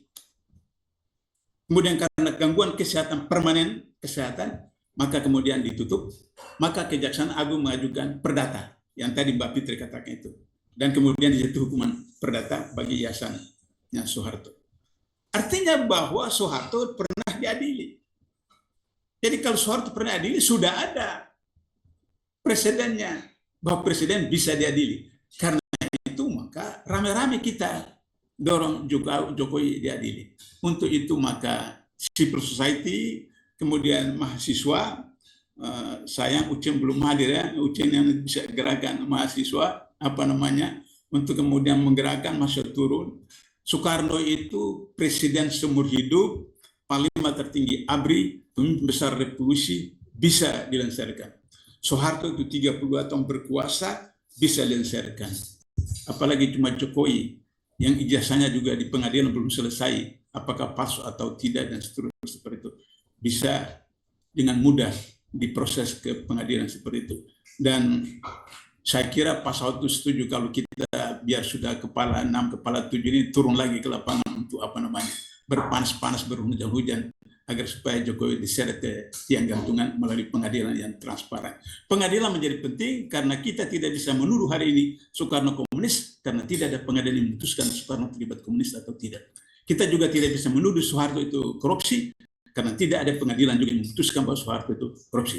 Agar supaya tidak terjadi polemik berlarut-larut Jokowi korupsi atau tidak, bahwa pengadilan, biar pengadilan memutuskan Jokowi terlibat korupsi atau tidak, maka kemudian persoalan bisa selesai, kita buka buku baru seperti itu. Penutup, untuk itu supaya Prabowo betul-betul tidak omon-omon saja, maka yang pertama dilakukan Prabowo adalah segera terbitkan Perpu mengembalikan Undang-Undang KPK yang lama, Undang-Undang 30.002, menggantikan Undang Nomor 19 2019, kemudian mengembalikan 57 orang novel baswedan dengan teman-temannya ke KPK. Saya kira meskipun ketua KPK yang sekarang orangnya Jokowi, tapi kalau Undang-Undang KPK yang lama dengan 57 teman-teman ini, itu insya Allah bisa diproses Jokowi dengan geng-geng dan teman. Makasih, Mbak Emi, silakan lanjutkan. Terima kasih Pak Abdullah. Wah, ini kalau Pak Abdullah malah semakin ekstrim. Ekstrimnya apa, Bapak Ibu? Jokowi harus dihukum mati begitu. Artinya ini sebenarnya ungkapan bahwa sudah sangat terstruktur, sistematis dan masif begitu Jokowi ini dan rezimnya kemarin itu melakukan korupsi dalam pengertian yang luas, Bapak Ibu. Artinya korupsi tidak harus selalu mengambil uang, tetapi ternyata menurut Pak Abdullah ada banyak sekali versi korupsi. Tadi disebutkan misalnya korupsi berdasarkan target, kemudian political corruption, dan juga terkait dengan korupsi intelektual. Nah, ini para dosen dan guru dan termasuk saya mungkin siapa tahu pernah melakukan korupsi intelektual begitu. Monggo silakan untuk selanjutnya. Ini saya terusan dulu saja Nje, karena agar semuanya punya pemahaman yang komprehensif terkait dengan hal ini dengan berbagai macam perspektif dari narasumber. Selanjutnya adalah Prof. Bang Uceng sudah ada belum ya? Kalau belum ada, saya ke Prof. Suparji dulu. Kang Jana, Prof. Suparji dulu aja. Ya, okay. Belum. J. Untuk yang selanjutnya, narasumber selanjutnya adalah Profesor Suparji Ahmad. Beliau adalah salah satu staf pengajar di Universitas Al-Azhar Indonesia.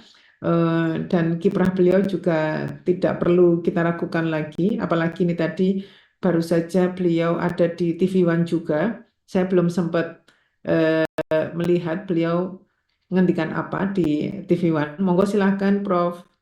Suparji untuk memaparkan ide atau insight-nya terkait dengan nominasi Jokowi ini oleh OCCRP. Monggo silahkan. Baik.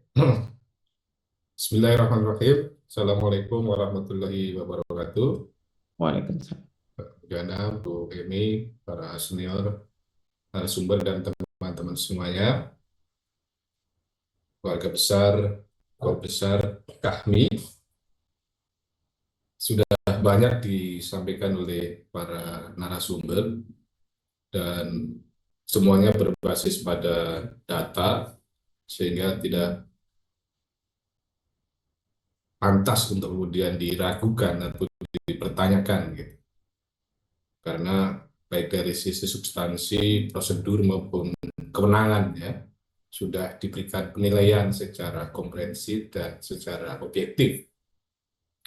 Bahkan Profesor tadi sudah menyampaikan termasuk Bang Abdullah tentang agenda berikutnya kan itu, tentang langkah-langkah berikutnya. Sehingga permasalahannya adalah apakah ini ada tindak lanjutnya atau tidak kan tentunya ini.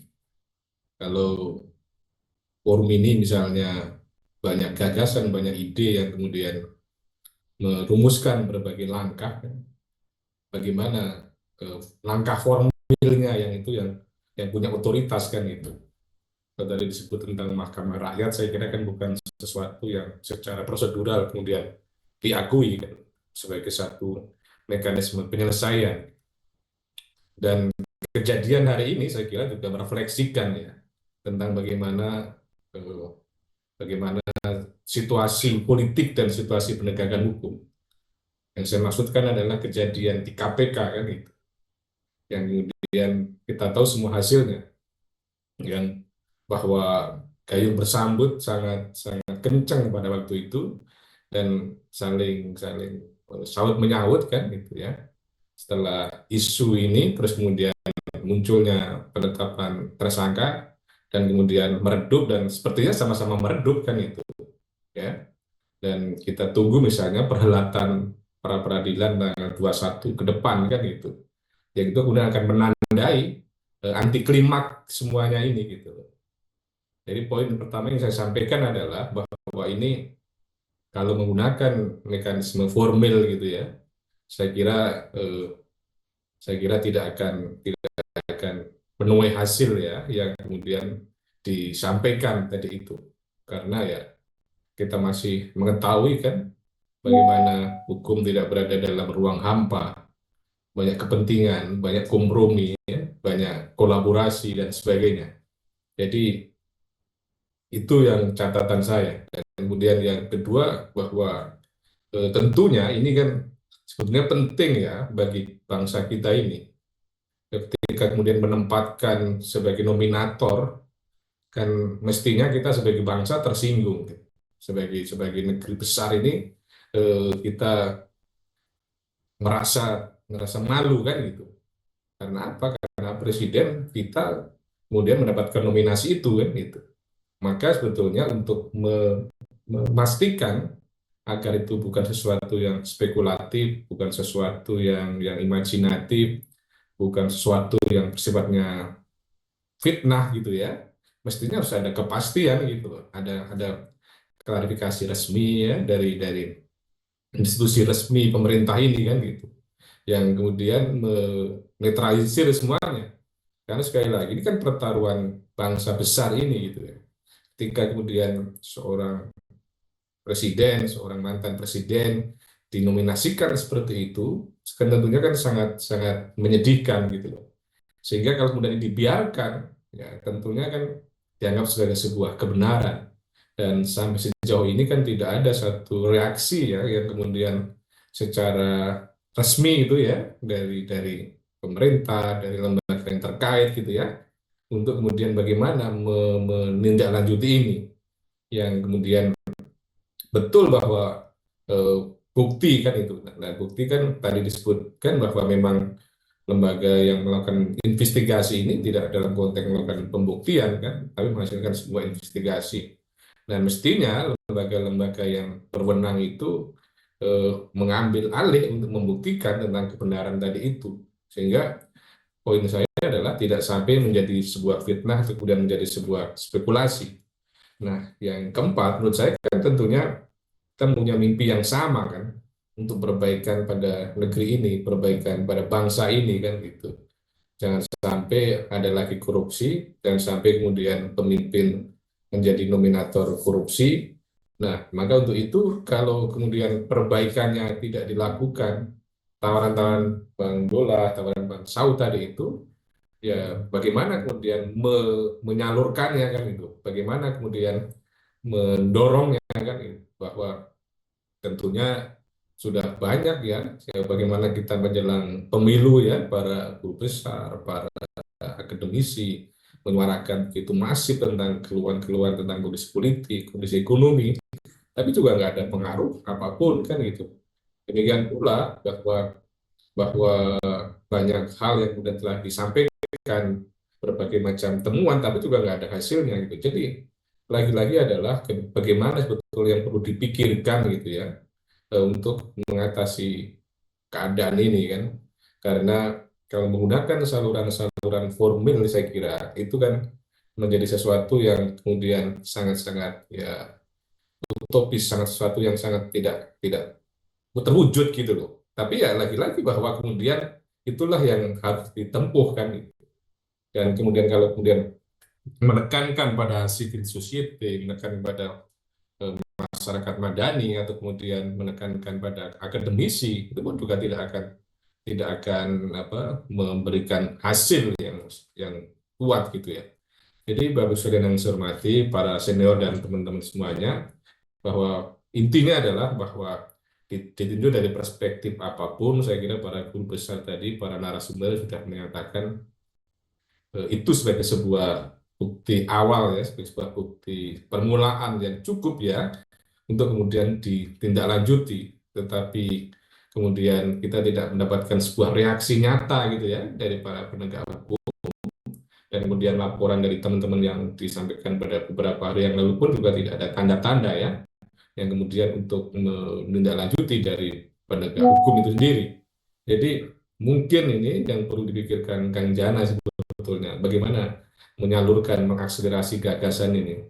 Jadi apakah kemudian ide-ide ini hanya berhenti dalam forum ini, apakah kemudian hanya menambah ya wacana saja, atau kemudian mendorong sebuah perbaikan secara nyata itu. Jadi itu yang sekedar melengkapi saja. Poin saya adalah bahwa sudah yang disampaikan narasumber sebelumnya sudah semuanya berbasis pada sebuah data ya. Kemudian poinnya adalah bagaimana menjadi satu tantangan yang dibuktikan ketika semuanya perlu dibuktikan kan gitu. Dan apakah kemudian forum ini akan memberikan kontribusi untuk pembuktian itu ya kembali kepada forum ini juga. Demikian Mbak Bu Emi, karena sudah cukup malam dan sudah banyak yang disampaikan, kajiannya melengkap saja. Terima kasih. Assalamualaikum warahmatullahi wabarakatuh. Waalaikumsalam warahmatullahi wabarakatuh. Titik tekan dari Prof.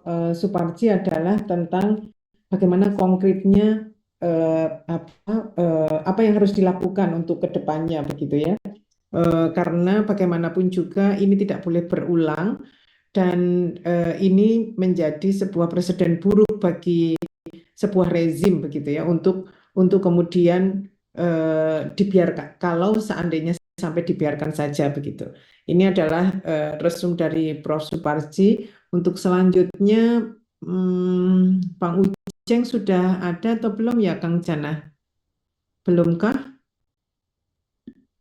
Belum masuk nih kelihatannya. Mungkin masih. Aca nanti aja, nggak apa-apa kalau misalnya ini kita lempar dulu aja. Oh ya, oke. Ini karena satu narasumber kita belum hadir, yaitu Bang Uceng atau Dr. Zainal Arifin. Maka untuk selanjutnya, monggo silahkan ini saya buka beberapa termin pertanyaan karena masih kira-kira ada 1 jam. Banyak-banyak, Mbak. Kenapa? Sampai nunggu Bang Uceng, sambil nunggu Bang Uceng, 3 orang aja penanya, ya. Ya, ya, ya. Eh, ini monggo silahkan. Untuk termin pertama, saya berikan kepada 3 penanya untuk bertanya. Ini yang pertama dari Pak Afrizal. Yang kedua nanti mungkin menyusul, monggo Pak Basri dari Unima, kemudian Prof. Srizul Khairiyah. 3 dulu, Nje. Monggo silakan Pak Afrizal. Terima kasih Ibu Moderator. Assalamualaikum warahmatullahi wabarakatuh.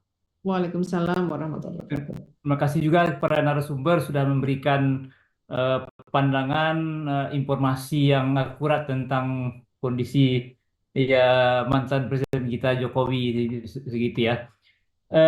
Tadi apa namanya di daerah atau di mana-mana itu juga keluhan-keluhan yang ada, misalnya tentang adanya pupuk yang tidak sampai ke petani, ada juga keluhan-keluhan dari mesin-mesin yang tidak bisa dinikmati atau tidak bisa digunakan oleh masyarakat untuk mengolah pertaniannya. Itu juga sebuah bukti bahwa memang kondisi ya apa namanya salah satu indikator juga bagi adanya korupsi itu. Jadi saya pertanyakan juga ini mungkin kepada Pak Hamahua ya, atau mungkin juga Pak Saud, apakah keinginan dari masyarakat itu kan semuanya hampir sama untuk menginginkan Jokowi itu diseret ke pengadilan gitu ya, ya dari analisis yang sudah ada. Tapi apa mungkin langkah-langkah untuk itu apakah ada atau tidak? Atau dari Presiden Prabowo sendiri apakah bisa melakukan itu? Karena juga dan orang-orang yang ada sekarang itu bisa enggak atau pimpinan-pimpinan KPK dan lembaga hukum itu bisa mengambil alih itu, sebab orang-orang yang dari pimpinan-pimpinan KPK itu kan sudah dipilih sebelum Prabowo di presiden, itu kan sudah diambil alih atau sudah dimanfaatkan oleh orang-orang yang dari Jokowi sendiri. Itu tanya saya, apa mungkin enggak Jokowi itu diseret ke pengadilan dengan cara itu? Mungkin itu aja Pak. Terima kasih. Assalamualaikum warahmatullahi wabarakatuh. Waalaikumsalam warahmatullahi wabarakatuh. Terima kasih Pak Afrizal. Terkait dengan mungkin nggak Pak Jokowi itu diseret dan apakah sudah ada langkah-langkah yang konkret begitu ya? Oke, saya simpan dulu. Monggo silakan Pak Basri untuk pertanyaannya. Terima kasih Bu Moderator.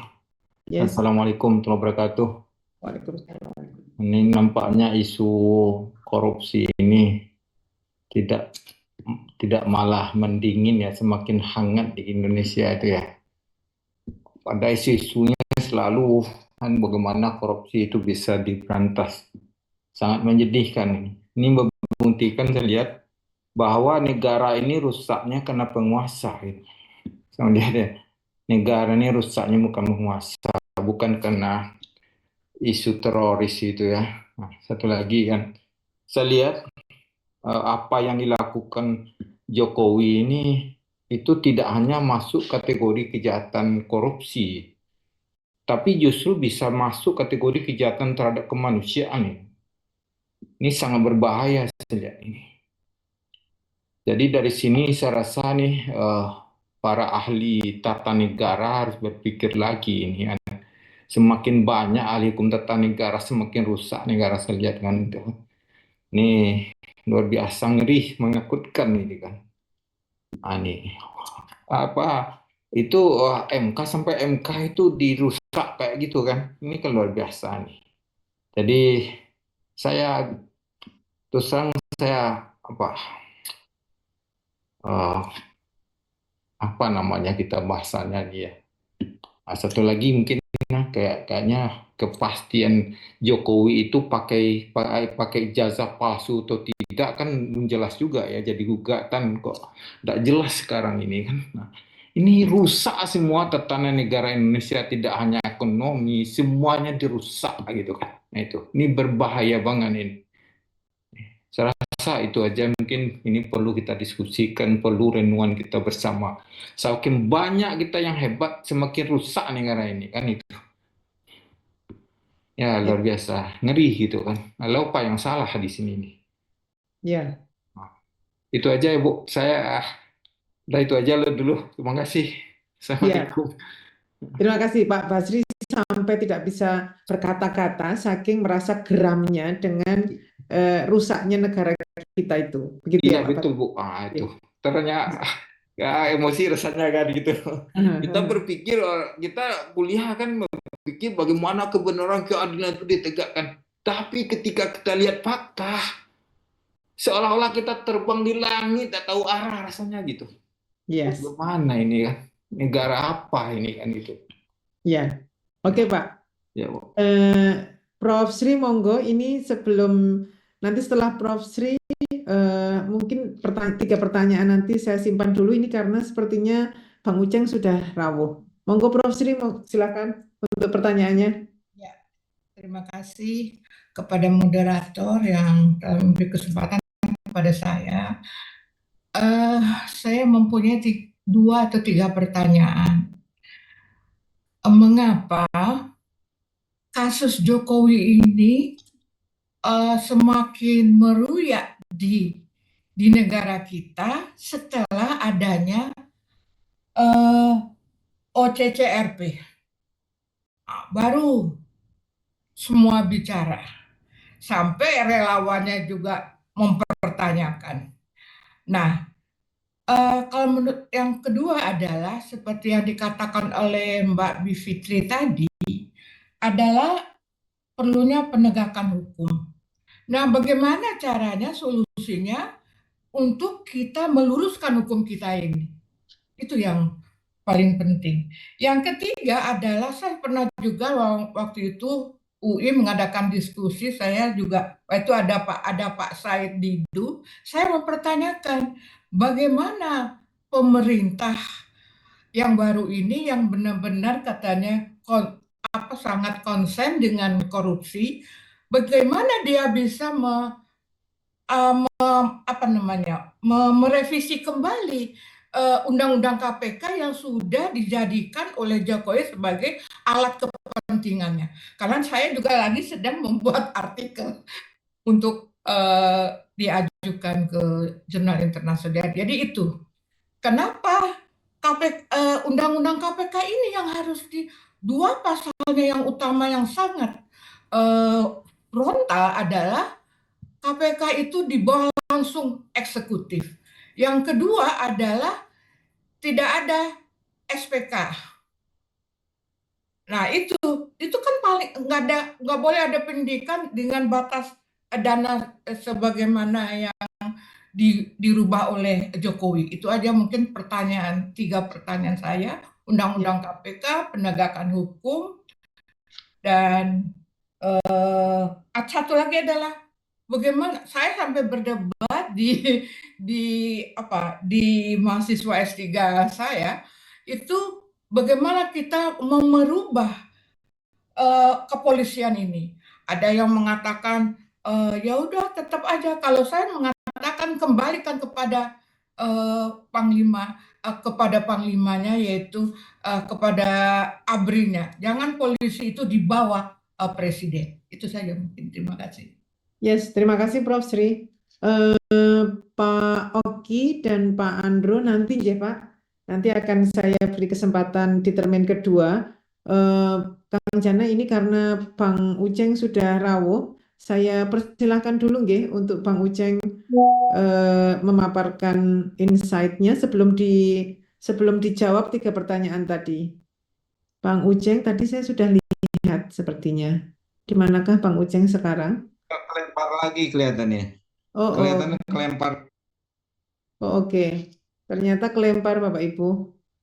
Oke, kalau begitu monggo silakan. Ini tadi ada Pak Afrizal, ini meminta pendapat dari Pak Saud dan Pak Abdullah. Monggo silakan terkait dengan apakah mungkin Jokowi itu diadili dan apakah sudah ada langkah-langkah yang dilakukan untuk menjadikan Jokowi itu sebagai tersangka, terdakwa atau terhukum, terpidana begitu.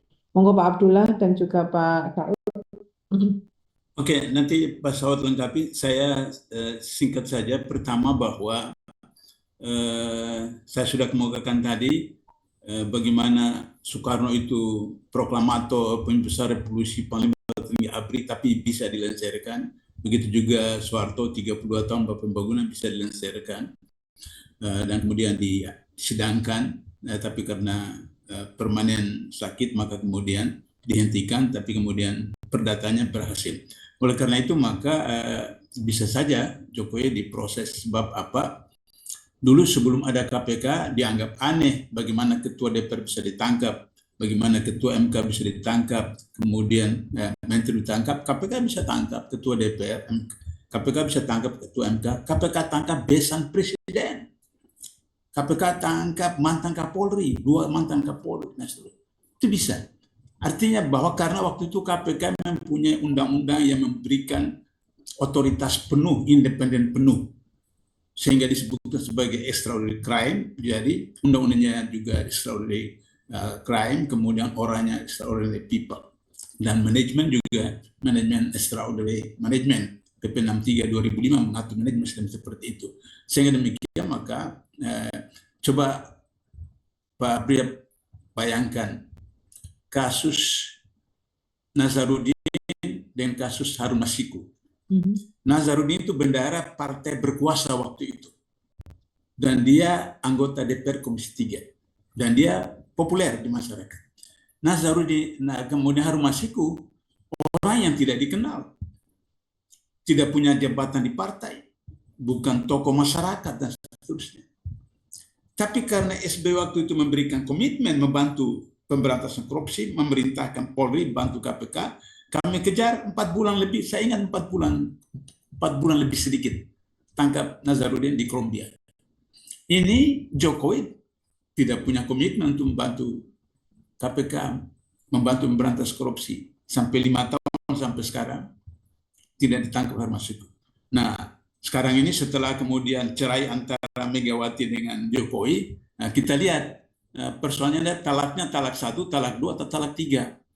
Kalau talak 3, maka kemudian Hasto ditangkap, kemudian semua ditangkap dan seterusnya.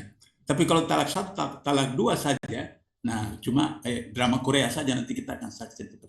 Karena itu maka kemudian kita tuntut, sekarang saya sudah katakan tadi, Prabowo kalau mau tidak omon-omon, terbitkan Perpu.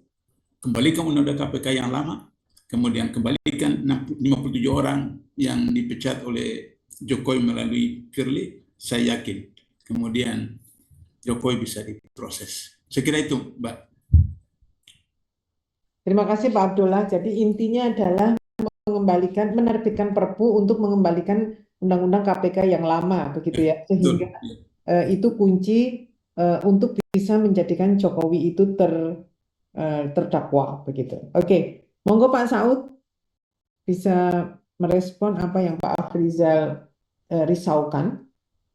Iya, yang paling penting kan sebenarnya yang kita sebut itu due process of law ya. Jadi kita lakukan saja dengan pelan-pelan tadi dengan 6 tahapan yang saya sebutkan tadi itu. Mulai dari kalau bicara angka tentu harus diaudit angkanya, audit kinerja juga, tidak hanya dari sisi angka, tapi kinerjanya harus jelas. Kalau kita bicara kereta api saja itu kan ruwet banget itu kereta api cepat itu kalau mau didalamin juga itu. Baik itu dari pendekatan pasal 2, 3 dan seterusnya. Jadi sekali lagi makanya auditnya itu adalah audit yang benar-benar eksternal, bukan lagi audit yang internal dalam pengertian itu auditor pemerintah atau auditor yang lain. Jadi keadilannya, hukum yang jadi pasti, hukum yang jadi adil, hukum yang menjadi bermanfaat itu bisa kita lakukan dengan due process of law. Karena apakah itu nanti dimulai dengan yang saya sebut tadi di bagian yang gambar tadi itu mengenai pembentukan tim independen itu kan itu sudah nggak ada keraguan itu bahwa individu di dalam itu harus menggambarkan adanya independensi akademisi dan seterusnya kan, termasuk di sini teman-teman dari LSM yang Isnur tadi menyebutkan sampai ratusan fakta itu di situ. Jadi tidak hanya audit dalam pengertian angka-angka uang, tapi audit kinerja juga di situ. kinerjanya seperti apa. Kan banyak janji-janji soal-soal yang mau disebutkan, tapi kinerja yang tidak membuatkan hasil apapun. Jadi proses-proses itu harus diikuti, sehingga kemudian kita elegan di dalam membawa seseorang ke depan pengadilan. Sehingga dunia internasional, karena jangan lupa bahwa indeks persepsi korupsi itu kan, tadi saya sebutkan World Justice Project memberi angka kita 24, itu kan bagaimana kita menjalankan penegakan hukum. Jadi kita nggak terpengaruh dengan berisik-berisik, basar-basar atau siapapun, baik di luar dan di dalam negeri. Tapi kita lakukan aja langkah yang 6 ini, sampai kemudian saatnya harus dilakukan penyelidikan dalam pengertian formil dari penegakan hukum, ya itu kita lakukan. Karena bahasa yang paling umum, siapapun kan di depan hukumnya harus sama. Jadi itu harus dimulai dengan yang lebih tegas di dalam pengertian pengambil keputusan di tingkat nasional. Jadi mungkin itu dulu sementara, Mbak Emi. Terima kasih. Ya, terima kasih Pak Saud. Ini kalau Pak Saud highlightnya adalah langkah-langkah yang perlu diambil tadi, yang 6 tadi. Kalau itu bisa dijalankan, maka ada potensi kemungkinan besar bahwa Jokowi itu bisa diadili begitu. Itu jawaban dari Pak Saud. Kemudian untuk pertanyaan dari Pak Basri, negara rusak karena penguasa, sehingga beliau ini geram sekali terkait dengan hal itu. Monggo silakan siapa yang ingin menanggapi, karena ini tidak ditujukan kepada narasumber tertentu. Monggo silakan, mungkin Mbak Bivitri atau Mas Isnur bisa menanggapi dari Pak Basri. Monggo Mbak Boleh? Bivitri. Monggo. Mungkin beberapa sekalian ya, Mbak Emi ya, karena saya catat ini. Pertama, soal pemimpin yang justru merusak. Jadi yang memang harus kita pahami, kan kita juga walaupun semua emosi ya, kalau kita bicara emosi barangkali dari beberapa tahun yang lalu kita semua sudah frustasi gitu. Tapi kita analisis pelan-pelan untuk kedepannya apa yang mesti kita lakukan. Nah, yang bisa kita telaah secara jernih adalah kerusakan-kerusakan yang justru dibuat oleh para pemimpin itu memang menjadi konsekuensi dari sebuah model negara modern. Sebenarnya dalam negara tidak modern pun biasanya juga raja yang akan membuat kerusakan-kerusakan itu. Kenapa? Karena sumber dari kerusakan ini adalah kekuasaan. Nah, jadi bahkan jangan pernah lupa, korupsi sebenarnya adalah seperti orang mencuri, tapi pakai wewenang atau kekuasaan. Nah, jadi mari kita sama-sama tidak frustasi, geram boleh, tapi memang menurut saya energi geram ini harus kita jadikan energi perlawanan. Kalau jadi geram saja nanti merusak diri sendiri malah gitu. Nah, jadi dengan itu maka kita mesti analisis memang apa yang menyebabkan para pemimpin ini punya kesempatan untuk merusak. Nah, disinilah kalau misalnya mau dibilang kok kita semakin banyak orang hukum tata negara kayaknya makin hancur, mungkin ada benarnya.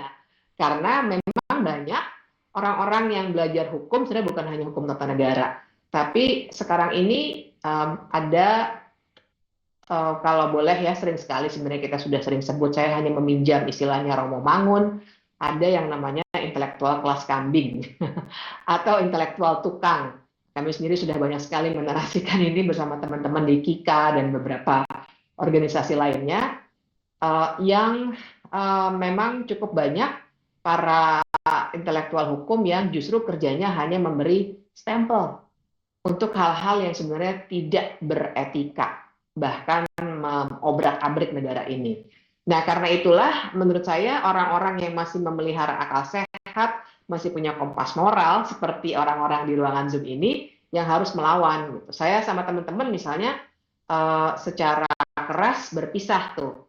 Ada orang-orang asosiasi pengajar HTN Han yang juga sudah banyak ke arah sana. Kami membuat, saya, Mas Uceng, Ferry, Prof. Susili Haryanti, dan lain sebagainya, membuat juga yang namanya Constitutional and Administrative Law Society yang menolak untuk menjadi sekedar intelektual tukang. Nah, itu barangkali yang bisa saya respon. Dan kemudian pertanyaan sekalian ya, Mbak Emi ya. Dari Prof. Sri tadi soal mengapa kasus Jokowi semakin naiknya setelah OCCRP. Saya kira ini persis seperti yang saya awalnya sampaikan, barangkali juga disebabkan karena yang menggaungkan adalah sebuah lembaga yang skalanya internasional. Karena sesungguhnya jauh sebelum itu sudah banyak sekali yang menuliskan, bahkan tadi saya cerita sedikit soal Mahkamah Rakyat. Kalau mau buka masih ada tuh mahkamahrakyat.id. Saya terlibat, Mas Isnur juga terlibat, banyak ya organisasi dan pemerintahan itu sudah bikin. Memang benar-benar seperti pengadilan, tetapi rakyat gitu yang mengelola. Justru karena kami melihat pengadilan formal tidak punya political will untuk mengadili Jokowi. Nah, kemudian tadi ya studi-studi sudah banyak dipaparkan, saya sudah banyak nulis juga, banyak sekali. Cuma waktu dulu terus terang saja ya, kalau diperhatikan cukup banyak orang di Indonesia yang baru tersadar bahwa Jokowi itu sangat tidak layak. Ya mungkin kalau di sini semuanya barangkali sudah sadar sejak lama, tapi kita harus paham juga cukup banyak warga negara Indonesia yang baru sadar belakangan ketika akhirnya Gibran dimajukan. Banyak sekali senior saya intelektual, saya dulu kuliah di UI, banyak sekali senior-senior saya yang tadinya luar biasa pendukung Pak Jokowi juga, yang mungkin barangkali bisa kita kategorikan sebagai intelektual tukang bahkan, baru kemudian belakangan menolak setelah peristiwa Pilpres kemarin gitu ya. Jadi saya mau bilang sebenarnya sudah banyak menurut saya Prof dan juga Ibu Bapak yang lainnya. Cuma kemarin itu salah satu kekuatan Jokowi yang jelek sebenarnya, tapi itulah kekuatan dia, adalah adanya pasukan-pasukan buzzer berbayar ini. Yang juga kemudian udah mulai adem nih. Kemudian tiba-tiba OCCRP keluar naik lagi. Saya itulah berasa di saya juga sebenarnya. Jadi kan saya diserang terus, apalagi setelah dirty photo. Wah, diledek-ledekin, dihina tuh di TikTok segala macam tuh. Tapi dia turun. Begitu OCCRP naik, tiba-tiba banyak lagi yang mampir ke akun saya. Jadi terbaca, memang ini pasukan yang dulu bisa meredam kritik kita semua yang sebenarnya sudah diberikan sejak 5 tahun yang lalu atau bahkan lebih. Gitu. Kemudian perlu penegakan hukum. Jadi saya mungkin supaya lebih banyak waktu lagi, saya sedikit saja membahasnya. Kalau soal mengubah kepolisian kembali menjadi ABRI, ya kalau saya dalam posisi tidak setuju, Prof. Karena kajiannya juga sudah cukup banyak. Bagaimana justru dulu dengan posisi seperti itu, sejarahnya panjang ya, tapi saya yakin di sini Ibu Bapak juga sudah banyak membacanya. Justru itulah yang membuat posisi atau kekuatan kepolisian seperti yang sekarang kita hadapi. Jadi sejarah panjang itu yang menyumbang pada posisi kepolisian yang terlalu kuat seperti sekarang. Reformasi kepolisian itu memang tidak hanya bisa diselesaikan secara kelembagaan, tapi secara kelembagaan pun kita mesti melongok ke negara-negara yang juga sudah meletakkan satu secara institusional dia ada di bawah kementerian tertentu, tapi nggak akan selesai di situ saja. Yang kedua juga kita harus telaah kaji lagi wewenangnya. Wewenang kepolisian itu kan luar biasa banyak ya. Yang kalau di banyak negara lain itu urusan-urusan yang sifatnya administrasi sebenarnya bukan di tangan police force gitu. Tapi ya misalnya SIM, saya sendiri waktu saya sekolah di luar negeri ngurus SIM-nya bukan sama polisi, tapi sama, kalau mungkin perbandingannya di sini kayak Pemdanya gitu. Karena urusannya administrasi. Ngurus STNK mobil saya ya ke Pemdanya gitu ya. Tapi kan di sini banyak sekali wewenangnya yang sudah menumpuk gitu. Jadi banyak sekali proses yang harus dilakukan, tapi saya tidak setuju kalau misalnya diletakkan kembali bersama seperti ABRI dulu gitu ya. Tapi yang jelas kalau pertanyaannya penegakan hukum pemerintahan yang baru, ya pasti mengembalikan wewenang KPK atau bahkan tidak hanya wewenang KPK, institusi KPK seperti dulu lagi, seperti awal. Itu yang harus sekali dilakukan. Tapi lebih dari itu, memang tantangan terbesarnya adalah pertama, kita harus melihat secara lebih mendalam bahwa kita nggak bisa bilang ini adalah pemerintahan yang benar-benar baru. Jangan lupa, cara pemerintahan yang sekarang mendapatkan kekuasaan adalah menggunakan kekuasaan Jokowi juga. Saya bukan hanya bicara ada anaknya sebagai wakil presiden, tapi jangan lupa dengan cara memenangkan pertarungan ini adalah penyalahgunaan kekuasaan dengan penyalahgunaan bansos, dengan penyalahgunaan aparat dan ASN dan lain sebagainya. Waktu Pilpres kemarin. Jadi dengan sendirinya kita juga harus lebih lebih mendalam ketika mengkaji bagaimana pemerintahan baru ini, sejauh mana mereka akan punya komitmen untuk pemberantasan korupsi. Karena yang bisa membuat mereka berkuasa juga adalah sistem yang rusak. Itu yang membuat mereka berhasil berkuasa. Sehingga akan sangat sulit bagi kita untuk mengharapkan mereka akan mereformasi sebuah sistem yang mengantarkan mereka menuju kekuasaan. Nah, jadi saya nggak ngajak Ibu dan Bapak untuk frustasi atau yang lainnya, tapi berarti analisis kita tidak boleh terlalu sederhana secara institusional. Tapi memang harus dilihat dinamika politiknya, politik hukumnya, dan lain-lain. Itu respon saya, Mbak Emi. Saya kembalikan. Terima kasih Mbak Bivitri terkait dengan pertanyaan Pak Basri dan Prof. Sri tadi sudah dijawab oleh Mbak Bivitri dan juga Pak Saud dan Pak Abdullah. Sebentar, ini sebelum dilanjutkan ke narasumber yang lain, mungkin yang akan merespon pertanyaan dari Pak Basri dan Prof. Sri, saya pending dulu karena ini Bang Uceng sudah bergabung. Sebentar, saya carikan dulu di manakah Bang Uceng. Bang Uceng. Belum. Tadi bergabung sudah terlempar ya. Nggak ada ya, terlempar lagi ya Kang? Iya. Oh, oke. Mungkin sinyalnya bagus ya. Iya, monggo Mas Isnur yang mungkin akan menambahi terkait dengan pertanyaan dari Pak Basri atau Prof. Sri tadi. Ya, Kak. Yang pertama bahwa kita nggak bisa mengharapkan dengan mudah gitu negara dalam hal ini dengan strukturnya ya, pemerintah, pengadilan atau DPR itu bekerja dengan baik tanpa pressure atau tekanan dari rakyat ya, dari massa yang banyak gitu. Kenapa? Karena mereka bersembunyi di balik misalnya approval rating. Jokowi itu selalu membangga-banggakan approval rating saya kan tinggi sekali, jadi ini masyarakat puas gitu. Atau anggota DPR selalu bilang bahwa saya kan dipilih rakyat langsung gitu. Dia memang harus ada gelombang kesadaran ya, gelombang kesadaran di mana seluruh member ya di grup ini bergerak secara bersama-sama, kemudian memastikan lingkungan sekitarnya itu bekerja dengan kompas etika ya, kompas akhlak, kompas moral gitu ya, dan benar-benar berpihak kepada kerja-kerja kemanusiaan. Apa sih kerja kemanusiaan ya teman-teman punya tahu ya dokumen-dokumennya bahwa kita harus berpihak kepada kelompok yang miskin, yang lemah, tertindas. Sebenarnya kalau kita bersama dengan rakyat ya, cobalah berkunjung ke Wadas, cobalah datang ke Rempang, cobalah datang ke situs-situs di mana pembangunan itu benar-benar menyakiti mereka, menyakiti rakyat. Itu pasti kita akan tahu apa yang terjadi sesungguhnya di lapangan.